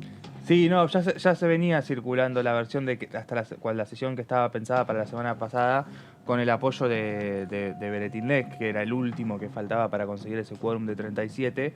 Beretinec hubiese estado dispuesto a sentarse para dar ese quórum. Finalmente no terminó sucediendo la semana pasada. Bueno, ya estaba eso y cuando Mayans claramente dice que hay 75 pliegos de los jueces para ser tratados sin ningún tipo de impugnación en el Senado de la Nación, está diciendo, bueno, tenemos estos pliegos para tratarlos, que en un punto, a ver, si uno va a la cuestión reglamentaria del Senado, tiene razón, el Senado es el que termina de darle acuerdo a los jueces, el pliego tiene estado parlamentario. Y viene desde abril de este año, ¿no? Ahí vamos a ver una discusión de poderes también. Después, en última instancia, será la justicia la que le va a decir que no, pero el Senado tiene el pliego en estado parlamentario para tratarlo. Ahí la interpretación es si tiene que tener 75 al momento de que se inicie el tratamiento parlamentario o tiene que estar finalizado todo el tratamiento parlamentario antes de que se cumpla. La historia es que los jueces a los 75 años pueden pedir la prórroga por 5 años más siempre que el acuerdo del Senado los acompañe y puedan extender por 5 años más su trabajo en la Corte, claro, en los juzgados, digamos. Pero la resolución de la Corte Suprema, que no es un fallo, lo que ni siquiera no le dice al Senado ni siquiera que no trate el pliego. No puede decirle, tiene que sacarlo, tiene que retirarlo el Ejecutivo. Claro. Lo tiene que retirar el Ejecutivo, incluso el Ejecutivo mandó el pliego antes de que cumpliera los 75 Claro, en abril, años. ella cumple en agosto. Claro, en todo caso hay que ver después la retroactividad de la resolución de la Corte. Es cierto que el acuerdo se lo tienen que dar en el recinto. Y la Corte lo que dijo es, porque cuando cumplió 75 años la jueza de la Cámara de Casación Penal, Ana María Figueroa, se mantuvo en su cargo sin entender, sin dar votos, ni intervenir en las causas que tenía que intervenir, porque estaba fuera de regla. Cumplió años y no se había ratificado su pliego. Ahora, la discusión reglamentaria, que es una discusión importante en el Congreso, porque sobre eso también se basa todas las discusiones, no solamente es política, sino también muchos reglamentos, es si corresponde o no aprobar el proyecto, si, bueno, ingresó antes de que cumpla 75 y como nadie lo retiró, tienen que tratarlo igual. Eso va a ser parte de la discusión que se va a dar. Son interpretaciones sin duda porque los reglamentos son interpretables. Pero imagínate, estaba pensando en el pliego de Rafecas que está durmiendo el sueño de los justos de 2019. Imagínate si pasaba eso con el pliego, que iba a estar 4 años sin votar, sin pronunciarse, cobraba sueldo, no cobraba. No entiendo. Digo que tu pliego puede estar dictaminado por la comisión, pero no se vota en el recinto. Claro, pero ¿no? ahí vos no asumís la función si no se vota. Bueno, pero entonces Figueroa tiene que seguir en función o no? Hasta que se vote en el recinto. Y se supone que hasta que no se vota, no puede claro, seguir entonces en te función. queda un bache. Es rara la situación. Sí, porque claro te queda que es rara. un Es bache. una situación de colisión de poderes, sobre todo, ¿no? Lo que se ve porque también... ella misma se apartó, dijo hasta que el Sí. Senado no se vote. pronuncie. Bueno, yo me quedo a un costado. Claro. Pero imagínate si el Senado queda ahí, nadie retira el tema es que pero es lo si que hace la mayoría de los jueces. El ¿no? tema es que si el 30 de noviembre, el último día de sesiones ordinarias, no se aprueba, caen los dictámenes. No, creo no. Y, no, Los pero si cambia el Sí, gobierno, sí, va a sí, retirar sí, los sí. pliegos y Claro, va a traer los una tiene lista que retirar. nueva. Bueno, claro, pero eso sucede cada gestión nueva. Retira No, bueno, los pliegos bueno, los anteriores retira. y los incorpora Pero a los imagínate, nuevos. poner el de Rafecas está hace 4 años. Como Sí. nadie lo retiró, está ahí. Este tiene dictamen. No, el tema es que si el de Rafecas, por ejemplo, no lo prueban hasta el 30 de noviembre, cuando venga un nuevo presidente, va o sostener ese pliego o poner Entiendo. uno nuevo. Pero imagínate que esto pasaba a comienzos del mandato del Frente de Todos y ahora reelige el Frente. O sea, capaz el pliego está 8 años durmiendo el sueño de los justos. No sé ¿Qué si va a hacen poder pasar eso Te en pongo un definitiva. ejemplo de qué pasaría en esos 8 años con la jueza Figueroa o quien fuera. Queda un bache ahí que cumpliste los 75, entonces no ejerces. Y si pasan 8 años, ya cumpliste los 80, así que estás más por fuera eso. que antes. Pero hay gente que Pero está eso es lo que termina ocurriendo con la mayoría de los jueces. Hay gente que está hace 10 años esperando que la nombren y ya esa persona tiene otra vida, capaz se murió, digo, no sé, te pasan 1000 cosas en 10 años y estás esperando que le voten el... No sé si son tanto tiempo. Sí, tengo una jueza, un caso que está hace 10 años esperando. ¿Y pero cómo es posible si los pliegos se retiraron todos No, en no el se retira, está hace 2016 10 y en el años. 2019 también se retiraron todos los pliegos? Bueno, no se habrá retirado, pero te lo juro, no la quiero exponer a la persona, pero hay Bueno, hay un pliegos caso están- que Mira, te lo voy a digamos... No dudo en la situación. Lo que digo es que la información que circula en definitiva por parte tanto del Ejecutivo como de la Comisión de Acuerdos Sí, lo veo. es que cada nueva gestión de gobierno retira los pliegos anteriores y vuelve a presentar una nueva de los que no se habían aprobado hasta el momento. Esa dinámica es bastante común, ¿no? Pasó en el que 2016, se me pasó en el bloqueó. 2019. Puede haber alguna que haya pasado, porque lo que hay que recordar es que el Consejo de la Magistratura toma los exámenes, eleva, hace una evaluación de la terna, eleva al Poder Ejecutivo las propuestas para cada uno de los cargos y el Poder Ejecutivo hace una lista propia y esa es la que envía a la Comisión de Acuerdos, que Mira. hace después una audiencia para que la ciudadanía pueda opinar y para que también los senadores puedan conocer la perspectiva de los jueces. Luego se dictamina y luego llega al recinto, se aprueba y el juez o el fiscal o la defensora asume su cargo. Mira. Pero son un montón de pasos. Hay una jueza que remitieron su pliego en el 2010, Villena. Desde Sí. el año 2010 está a la espera.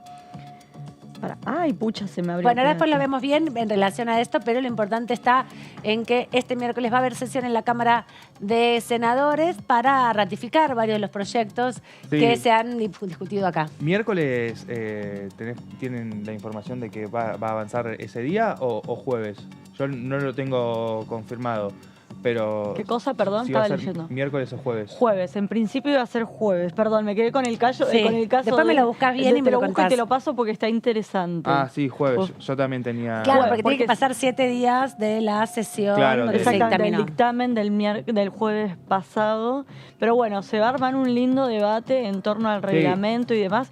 Pero Y va a ser implan- una sesión larga por todos los temas que nos decían Un que tenían montón de previsto tratar. temas. Universidades, alquileres, monotech, bueno, ganancias. Sí, va a ser una sesión eterna y obviamente en un clima bastante Tenso. tenso, sobre todo porque el Senado en lo que va del año sesionó una sola vez y tuvo otra sesión informativa que vino Rossi. Agustín Rossi a exponer su informe de gestión. No creo que vuelva, ¿no? Rossi en estos Hoy lo meses pensaba. que queda, No, yo no creo. No, bueno, ahora está Por en lo menos en la candidato. cantidad de campaña, sí. Exactamente, así que sería un poco complicado que venga. Pero lo cierto es que va a haber seguramente homenajes, cuestiones de privilegio y demás, así que prepárense Senado, el termo de té, de café, porque va a ser una sesión Sí. larga. Va a ser largo, también por los temas. Los temas van a ser muy esperados. Todos, exactamente. Por ahí los de salud y demás avancen rápido, pero bueno, ahí Me va. acuerdo cuando fue solo alquileres en el Senado, fue muy largo. En diputados, sí, en fue diputados. muy largo. En Senado. No, en el Senado la primera, la ley vez anterior. en el 2020, decís. Sí, que se trató en 2019 en el Senado. Ajá. Se aprobó, se terminó aprobando en que el fue 2020. durante la pandemia. En el 2020. En el 2020, sí. 2020 fue el Senado, Sí, que va a fue ser muy largo. largo, sí. Solo alquileres. Era otro contexto, ahora van a buscar imponer las modificaciones que aprobaron en el plenario de las comisiones de la Cámara de Senadores esta semana anterior y modificar las modificaciones que le había incorporado, valga la redundancia, a la Cámara de Diputados de la Nación. Vamos a repasar una efeméride que sucedió hace solamente 48 horas, el 23 de septiembre, día en que se celebraba además la Noche de los Museos. Sucedió una conmemoración nuevamente del Día de los Derechos Políticos de las Mujeres, la Ley 13.010, que se aprobó en este Congreso y que le habilitó a todas las mujeres argentinas a formar parte de los procesos electorales, no solamente a elegir, sino también a ser elegidas. Y la Cámara de Diputados presentó y preparó una efeméride en este material audiovisual, porque siempre es importante recordar esta ampliación de derechos. Han pasado más de 70 años ya de ese momento histórico. Todos situamos, obviamente, a Eva Perón como la principal impulsora de este proyecto. Es la primera ley que envía a Perón una vez que es elegido como presidente y que, si bien se implementó recién en el 51, luego, bueno, fue la aprobación en el año 47, fue todo un proceso muy importante de derechos políticos para las mujeres. Venía una larga lucha que se repasó también en esta Noche de los Museos con Julieta Lanteri, con otras referentes feministas que no fueron diputadas, no fueron senadoras, nunca lograron ser votadas, pero sí habían abierto el camino hacia el debate político que se dio aquí en el Congreso y que habilitó entonces la posibilidad de que las mujeres participemos de manera igualitaria en la política. El recuerdo. 23 de septiembre, Día Nacional de los Derechos Políticos de la Mujer. Un día como hoy, pero de 1947, se promulgó en nuestro país la Ley 13.010 del voto femenino, también conocida como Ley Evita, que reconoció el derecho de todas las mujeres mayores de 18 años a votar y a ser elegidas, y estableció de esta forma la igualdad de los derechos políticos, deberes y oportunidades entre varones y mujeres. Recibo en este instante de manos del Gobierno de la Nación la ley que consagra nuestros derechos cívicos y la recibo ante vosotras con la certeza de que lo hago en nombre y representación de todas las mujeres argentinas, sintiendo jubilosamente que me tiemblan las manos al contacto del laurel que proclama la victoria. Nos encontramos recorriendo la galería Nuestra Historia, Nuestros Derechos de la Honorable Cámara de Diputados de la Nación, que conmemora distintos hitos de la lucha del movimiento de mujeres y personas LGTBIQ+. En esta oportunidad, haciendo referencia a un nuevo aniversario de la sanción de la Ley de Voto Femenino de 1947, que garantizó la posibilidad de las mujeres argentinas de poder elegir y ser elegidas en cargos a nivel nacional. Por supuesto que este es un momento para reflexionar también en el rol de las mujeres, de las distintas tendencias políticas que militaron para que esta ley sea posible, y destacar el rol que Eva Perón y las mujeres peronistas tuvieron acá en las calles, ¿no? Enfrente, en la Plaza del Congreso, ese 23 de septiembre, para que los varones que estaban discutiendo la ley aquí adentro en el recinto finalmente concretaran nuestros derechos que teníamos postergados. La ley de 1947 garantizó también la presencia de las primeras mujeres parlamentarias en esta Cámara, que ingresaron en el año 1951 y presentaron para la época proyectos de avanzada. Es más que claro que la presencia de las mujeres en las calles, en esta casa, en todo movimiento amplio y democrático, garantiza la posibilidad de vivir en un mundo mejor, que si nosotras estamos, no hay duda que transformamos el mundo. 40 años, democracia siempre. Diputados Argentina.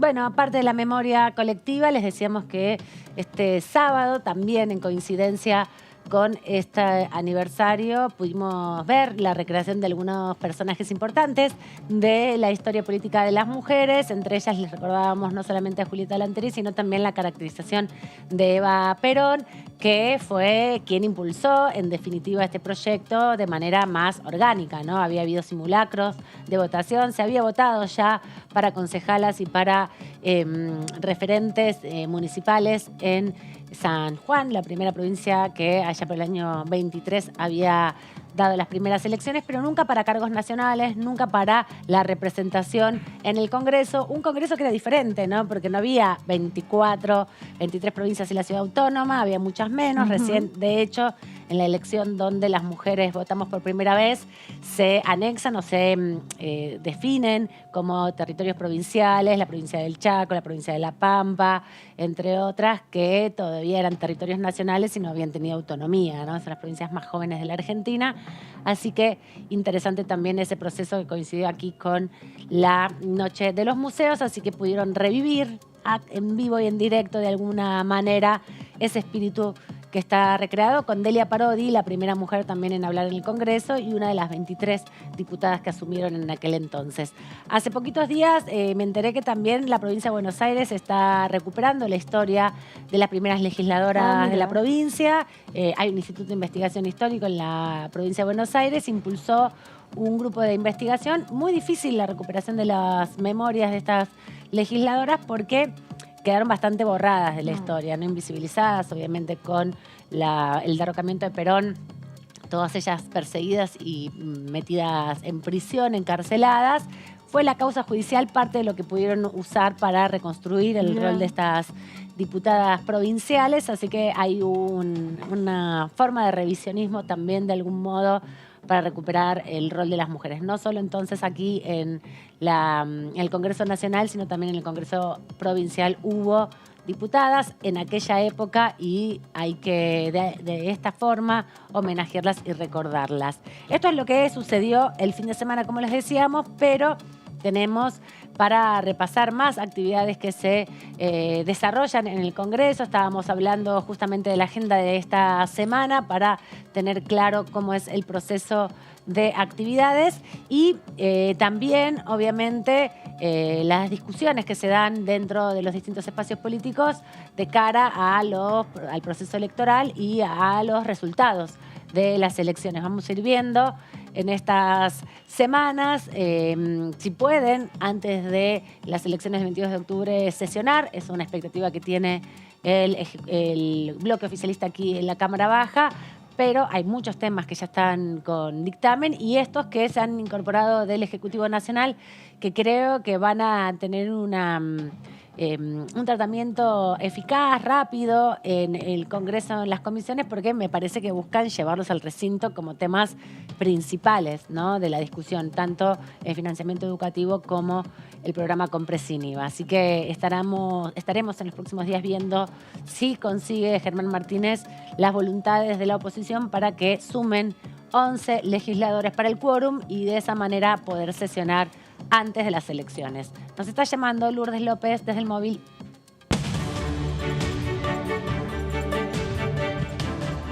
Así es, Amanda, Tony y Debo, bueno, por supuesto, también pensando en un nuevo aniversario, en este caso, de la aprobación de la Agenda 2030 y de los 17 Objetivos de Desarrollo Sostenible, los famosos ODS, que establecen que el desarrollo de la economía, de la producción, se debe hacer, en este caso, distribuciones de la riqueza, debe hacerse de manera sostenible, equitativa, igualitaria. Y a partir de esto, hace 8 años el mundo celebraba la aprobación de Naciones Unidas, de lo que es la Agenda 2030 y los 17 Objetivos de Desarrollo Sostenible, que constituyen también un llamamiento universal a esto que les decía, ¿no? Poner acción, en realidad es una acción para poner fin a la pobreza, a la desigualdad, proteger el planeta y reducir esto, ¿no? Reducir las desigualdades, las inequidades, que todo sea de una forma más sostenible, equitativa, igualitaria. Y de esta forma también, bueno, celebrando estos 8 años, hay una información muy importante por parte de la Cámara de Diputados, que sabemos que hay una dirección de Ambiente y Desarrollo Sostenible Sostenible, que impulsa junto con las dos cámaras, tanto de diputados como de senadores, esta iniciativa que desde hace 8 años, a partir de lo que estableció Naciones Unidas, está vigente. 25 de septiembre, aniversario de la aprobación de la Agenda 2030 y de los 17 Objetivos de Desarrollo Sostenible, ODS. Hace 8 años, el mundo celebra la aprobación por Naciones Unidas de la Agenda 2030 y los 17 Objetivos de Desarrollo Sostenible, que constituyen un llamamiento universal a la acción para poner fin a la pobreza, proteger el planeta y reducir las desigualdades.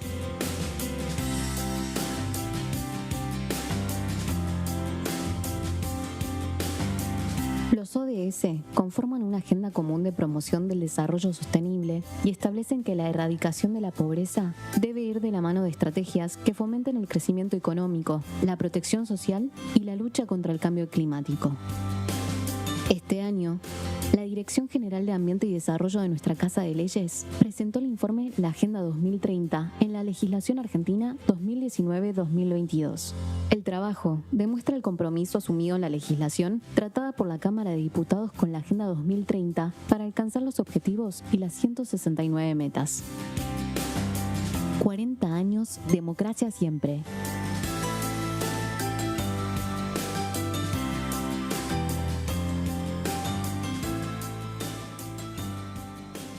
Diputados Argentina.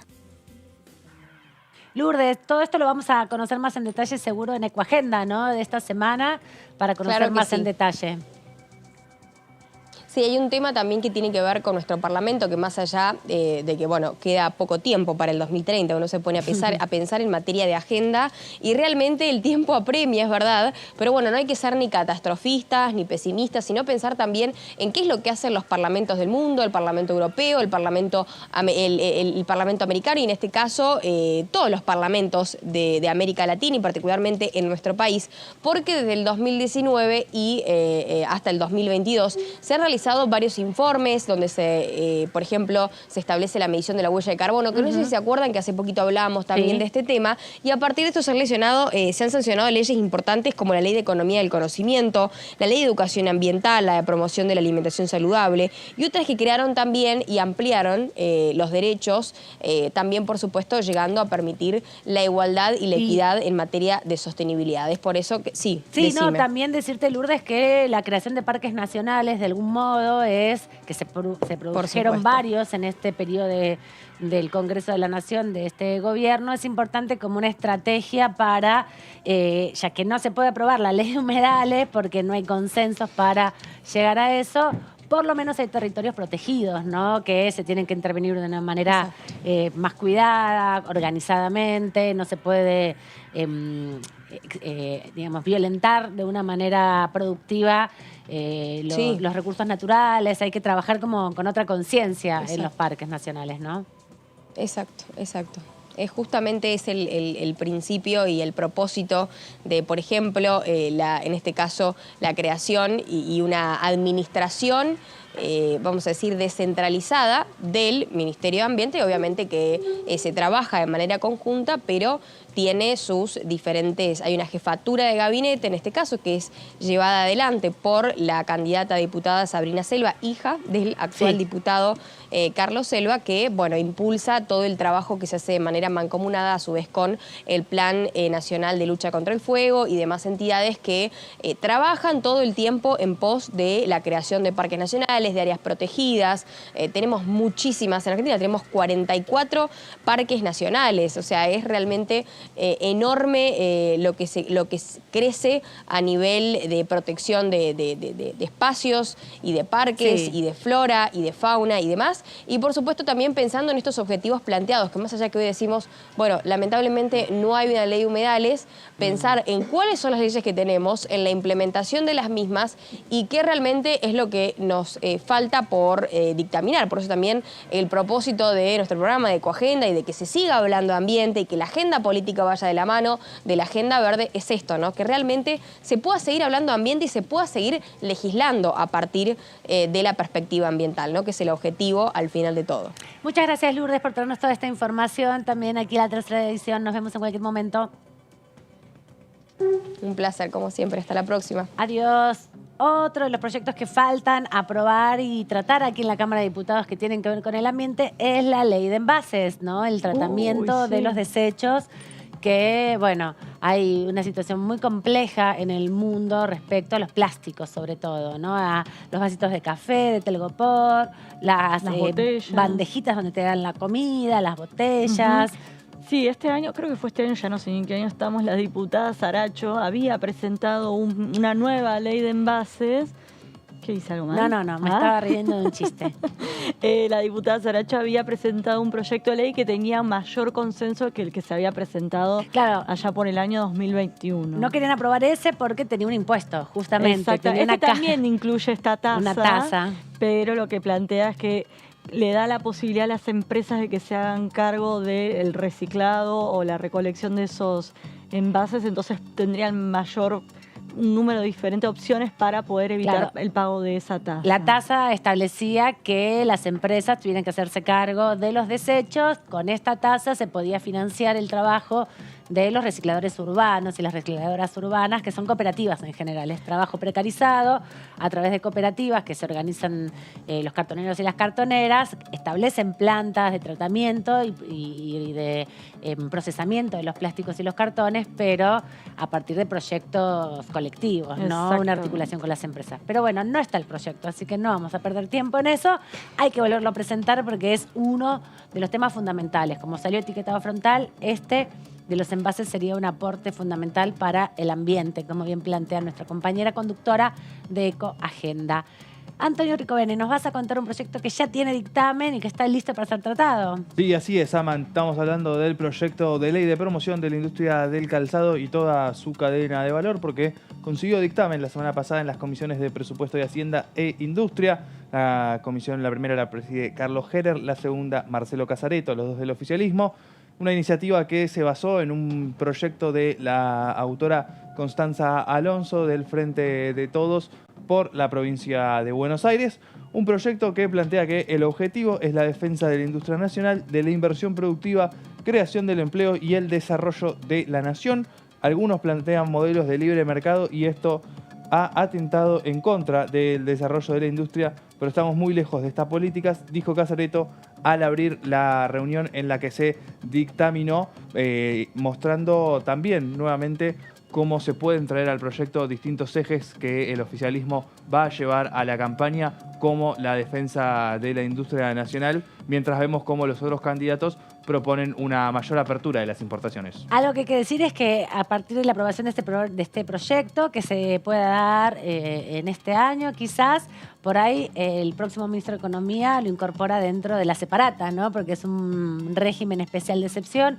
Es verdad que la industria del calzado no es de las industrias de mayor capacidad de generación de ingresos, de mayor riqueza, pero tiene que ver con esto, con los regímenes especiales, lo que plantea también Sergio Massa respecto a la separata. Sí, así es. También es uno de los sectores de la economía que muchas veces termina cayendo en la informalidad por las distintas complicaciones de las burocráticas o trabas que se empiezan a generar. Y bueno, finalmente se genera esa precarización en varios talleres clandestinos, pero también es un sector que da mucho trabajo en lo que es la cuestión formal, lo que son básicamente las fábricas de zapatillas, zapatos y distintos productos del calzado. Esta iniciativa busca que todos los actores, proveedores de materias primas, industriales, trabajadores, marcas, consumidores se vean favorecidos por una mayor oferta de pares y modelos de variedad en tecnología, con empleos calificados y de mayor calidad, con una industria mejor equipada y capaz de exportar, con mayores ventas de productos hechos en el país, en la Argentina, y a mejores precios para el consumidor final. Con esto se busca también generar un régimen de excepciones respecto a cuestiones impositivas y también a la hora de la fabricación, ¿no? De la producción, de que se puedan sustituir importaciones. Claro, por eso la articulación con la tecnología, en definitiva, ¿no? Cuando vino a presentar este proyecto estaba Débora Giorgi como ministra, como secretaria de Industria del Partido de la Matanza, y pusieron en valor el polo tecnológico que se está construyendo en ese distrito bonaerense, que lo que impulsan justamente es mejorar la capacitación de la tecnología, no solamente para el conocimiento, para generar nuevas carreras, para ayornarse con todo el tema de la programación y toda la cuestión de la robótica, sino para desarrollar productos que puedan sustituir estas importaciones. De hecho, con el cáñamo industrial, que es otra ley que se aprobó en este Congreso, se generan estas posibilidades de materias que son más baratas, que son de fácil producción, que no son materiales sintéticos, sino fibras naturales. Bueno, incorporarle estas tecnologías también a la producción del calzado. Así es. Lo que se busca para generar estos objetivos que venimos detallando, Aman, lo que se busca es crear un marco jurídico integral de condiciones propicias para un cambio estratégico del funcionamiento de la cadena de valor de la industria del calzado, tendiente a lo que decíamos recién, la sustitución de las importaciones y el fortalecimiento de la capacidad exportadora del sector. Por eso con lo que se busca beneficiar es a toda la cadena productiva, es decir, no solamente a la fábrica de zapatillas, sino también a la fábrica de pegamento, a la fábrica de plástico, a la fábrica de suelas. A la fábrica de suelas también, sí, que puedan aportar mayores insumos producidos acá en la Argentina y que no tenga que traerse productos de afuera para fabricar una zapatilla acá. Por ejemplo, si se hubiera aprobado la ley de neumáticos de un solo uso, se podría darle un destino a los neumáticos fuera de uso, que ya no pueden ser utilizados para el fin que son creados, como insumos para el desarrollo de suelas de zapatos, que hay experiencias artesanales, pero se podría desarrollar en una sinergia entre dos industrias, ¿no? ¿Qué pasó con ese? Que era tu proyecto. Quedó ahí. Bueno, recién me acordaba de ese proyecto cuando hablaban del proyecto ambiental. De la ley de envases. La ley de envases. Sí, ese tiene media sanción, todavía tiene oportunidad, pero lo veo un poco... En los fundamentos se definen los objetivos de este régimen, que es la promoción de las inversiones en el sector del calzado, el fortalecimiento de su cadena de valor, la generación de puestos de trabajo de calidad, llevando a la mayor producción de estos productos, el fomento de una mayor inserción internacional que fortalezca el perfil exportador de materiales industriales en Argentina y el desarrollo de nuevos modelos y componentes con escala y competitividad. Claro, porque el principal producto que se produce justamente en Argentina en la industria del calzado son los calzados de seguridad.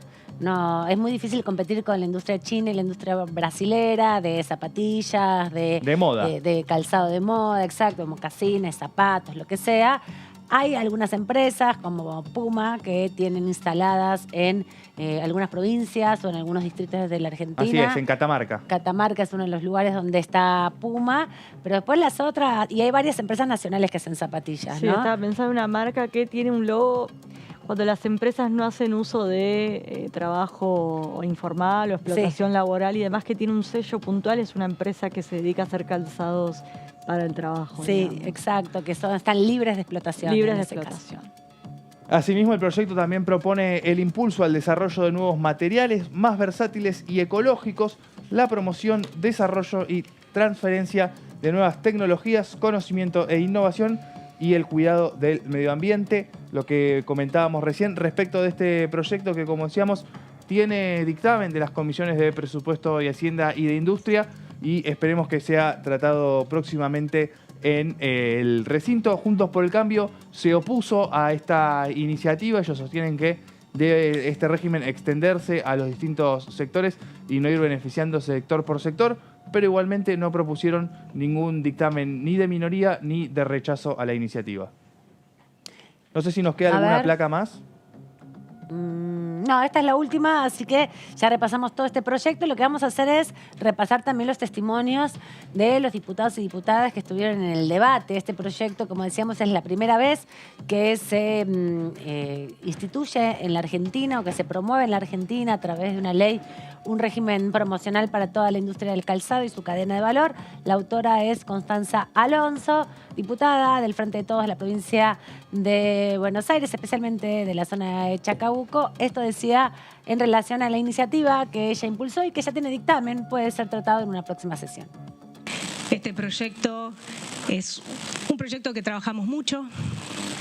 que nace del consenso entre el sector empresarial de los distintos rubros al interior del calzado, porque es un proyecto integral, no es un proyecto del ensamble, sino que es un proyecto que justamente busca la integralidad del sector del calzado, ¿no?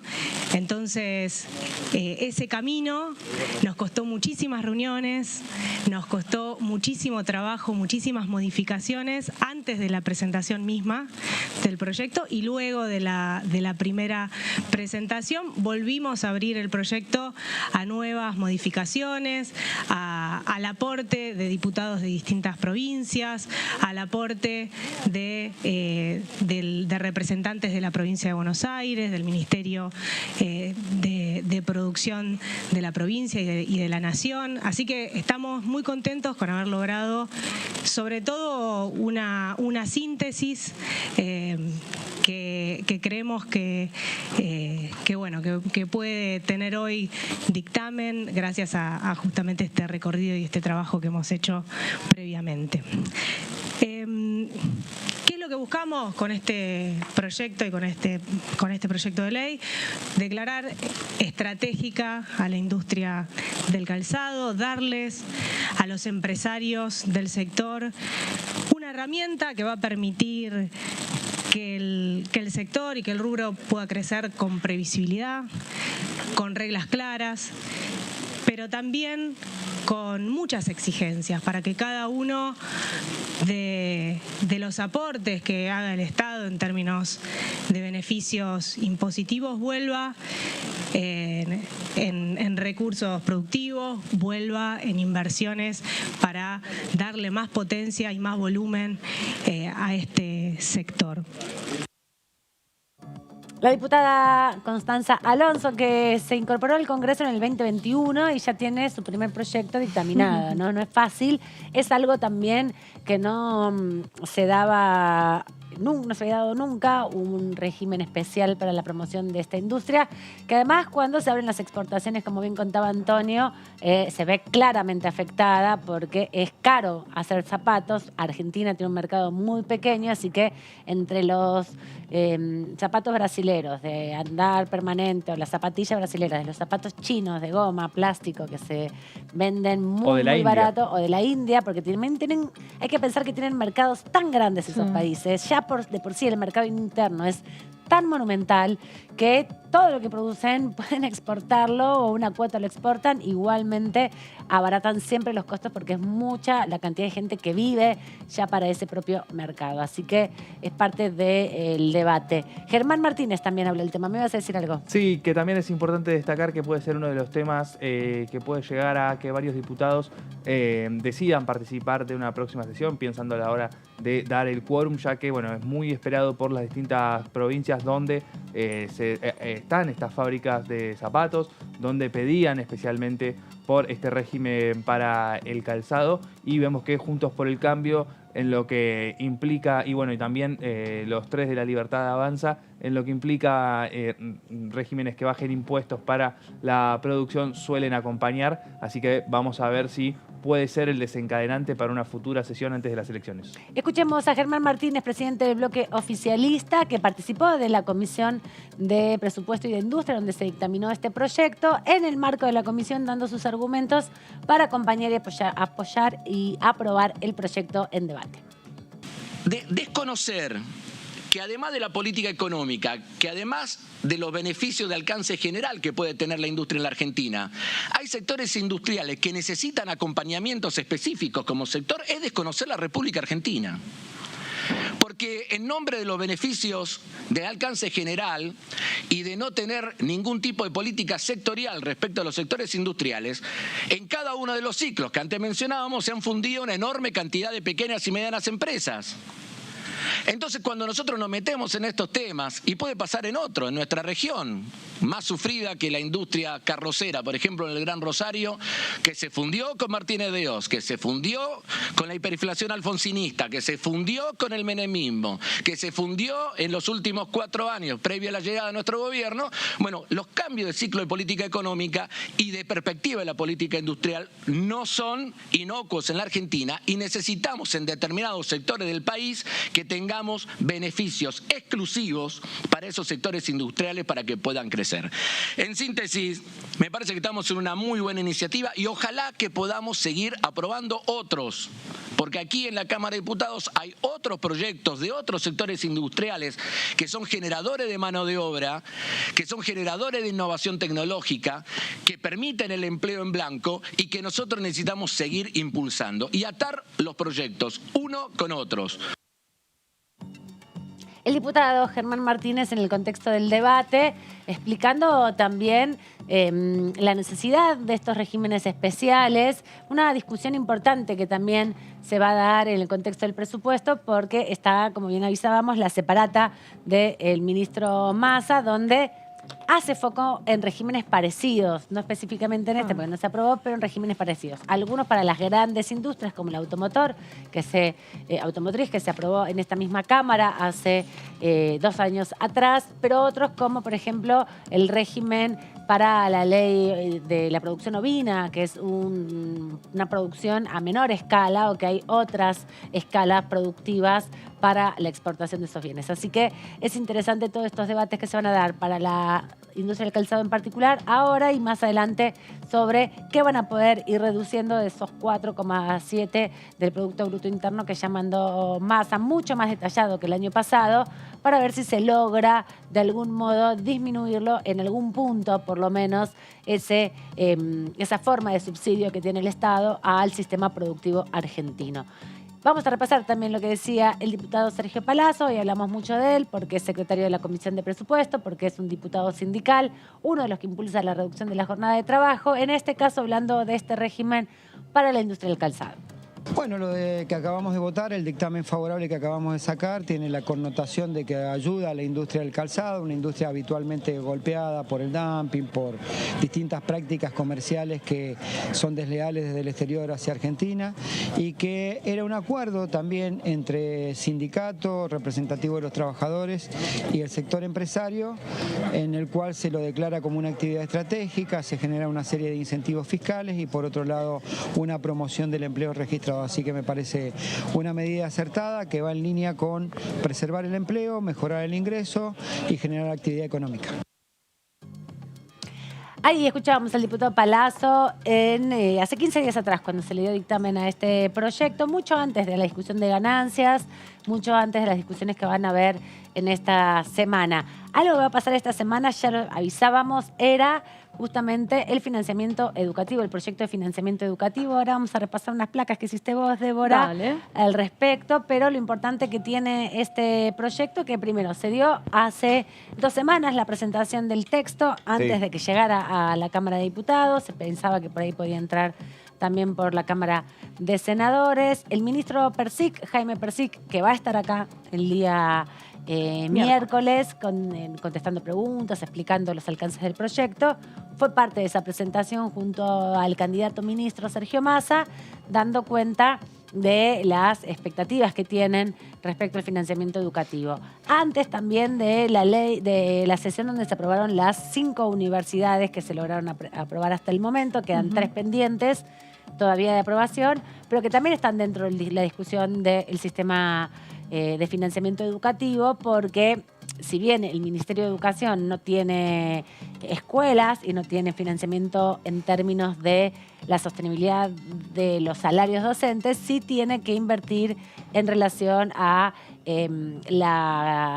el sistema edilicio, la necesidad de escuelas, la construcción de escuelas, la capacitación docente, pero también el equipamiento de las escuelas de todos los niveles. Así que ahí hay una discusión interesante que también se abre respecto a lo presupuestario, porque si la iniciativa es ir hacia 8 puntos del PBI, bueno, en algunas instancias en el proceso también del debate presupuestario. Me parece que va a aparecer toda esta discusión. Exactamente, y como hablabas bien de esto en las universidades, se establece que un porcentaje de esos 8 puntos a los que se pretende llegar el financiamiento educativo sea destinado a las universidades. Así que de alguna manera, ante el planteo de cómo se financia esto, bueno, esta respuesta está en este proyecto. Tenemos las placas, las vamos viendo para que ustedes conozcan la base, los puntos fundamentales que tiene este proyecto, que comienza a discutirse, o que va a ser presentado. Exactamente, pero bueno, se va a discutir porque seguramente va a haber muchas preguntas. Va a haber preguntas y planteos a esta iniciativa que busca modificar la ley 26.075, que establece las bases para garantizar la inversión educativa. Básicamente, ¿qué propone este proyecto de ley? Aumentar anualmente en un plazo de 7 años del 6 al 8% del PBI que se destina a justamente el financiamiento educativo. Sí. También propone algo parecido a lo que veíamos con el Plan Ciencia 2030, Exactamente. Donde la inversión en ciencia y en educación lo puede hacer, se haga sostenible a largo plazo, pensando de acá a los próximos años, ¿no es cierto? Exactamente, de hecho esa ley se basa en la original, esta que viene desde, que es la que vos comentás, que Solo la se única vez cumplió se cumplió fue en el año 2015. Me pareció un dato. No, es interesante porque la ley de financiamiento educativo tiene por lo menos 15 años. ¿2006 o 2006? O no sea me que tardaron acuerdo. 10 años en poder llevar el presupuesto educativo, o sea, lo difícil que es en ese sentido, Exacto. los recursos económicos para que llegue al 6% del Producto Bruto. Cambió el gobierno y desde ese momento hasta ahora no ha vuelto a los niveles del 2015.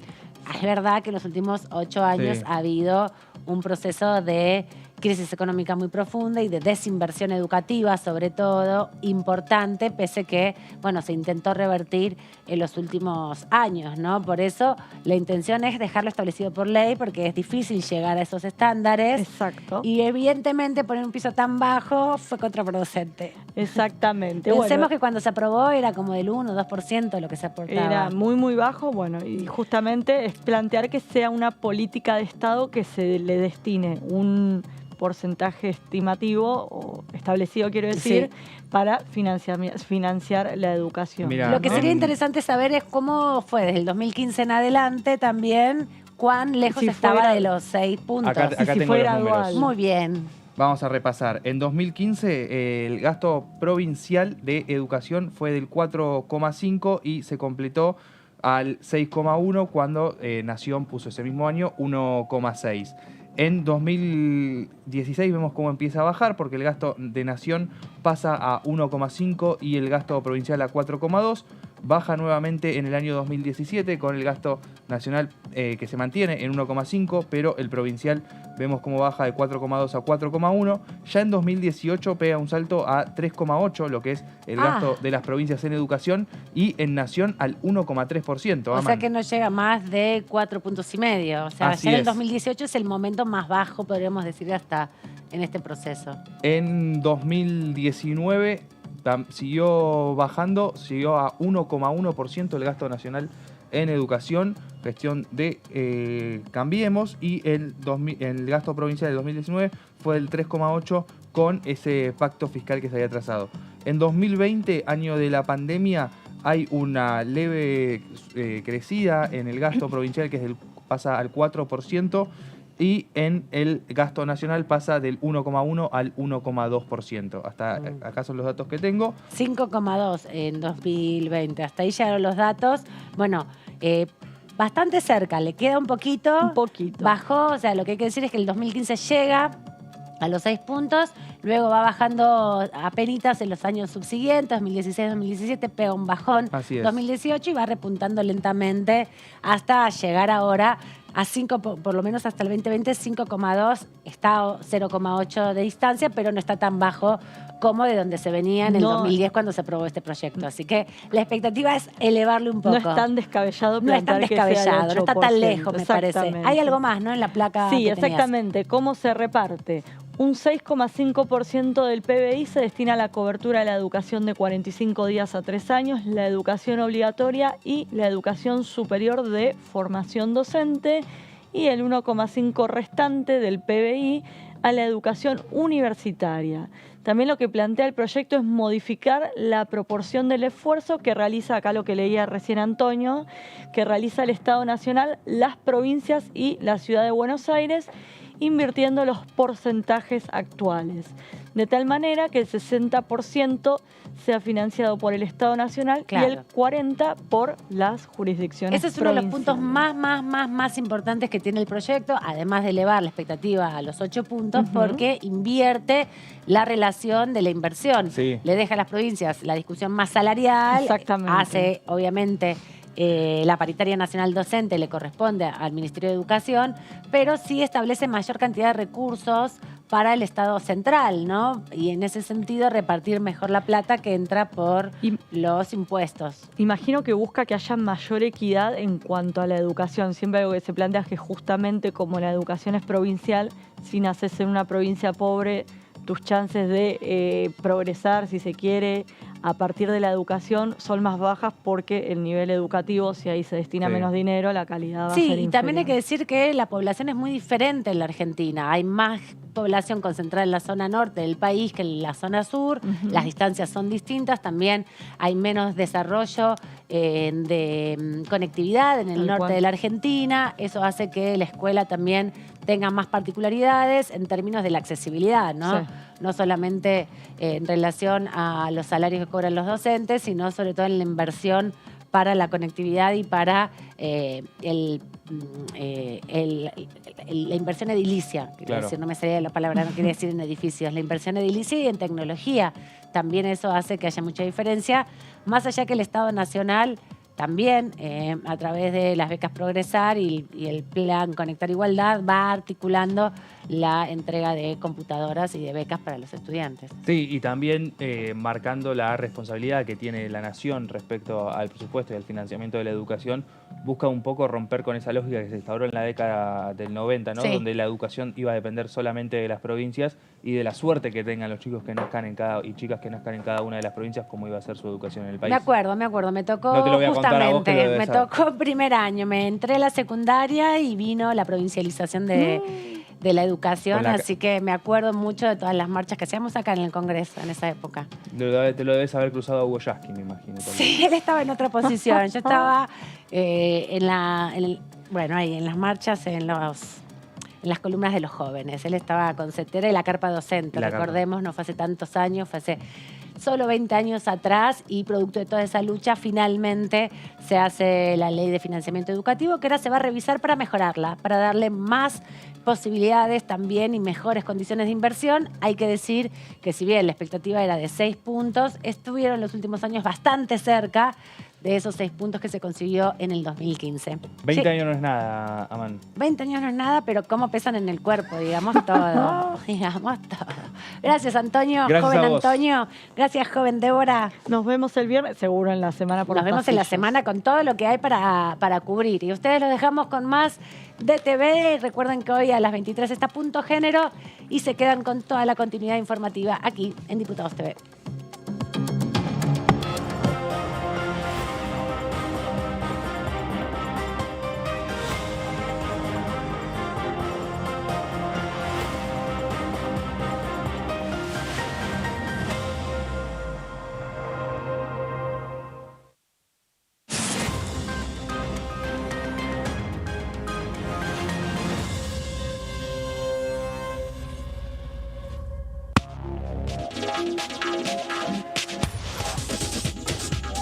Punto Género, lunes, 23 horas.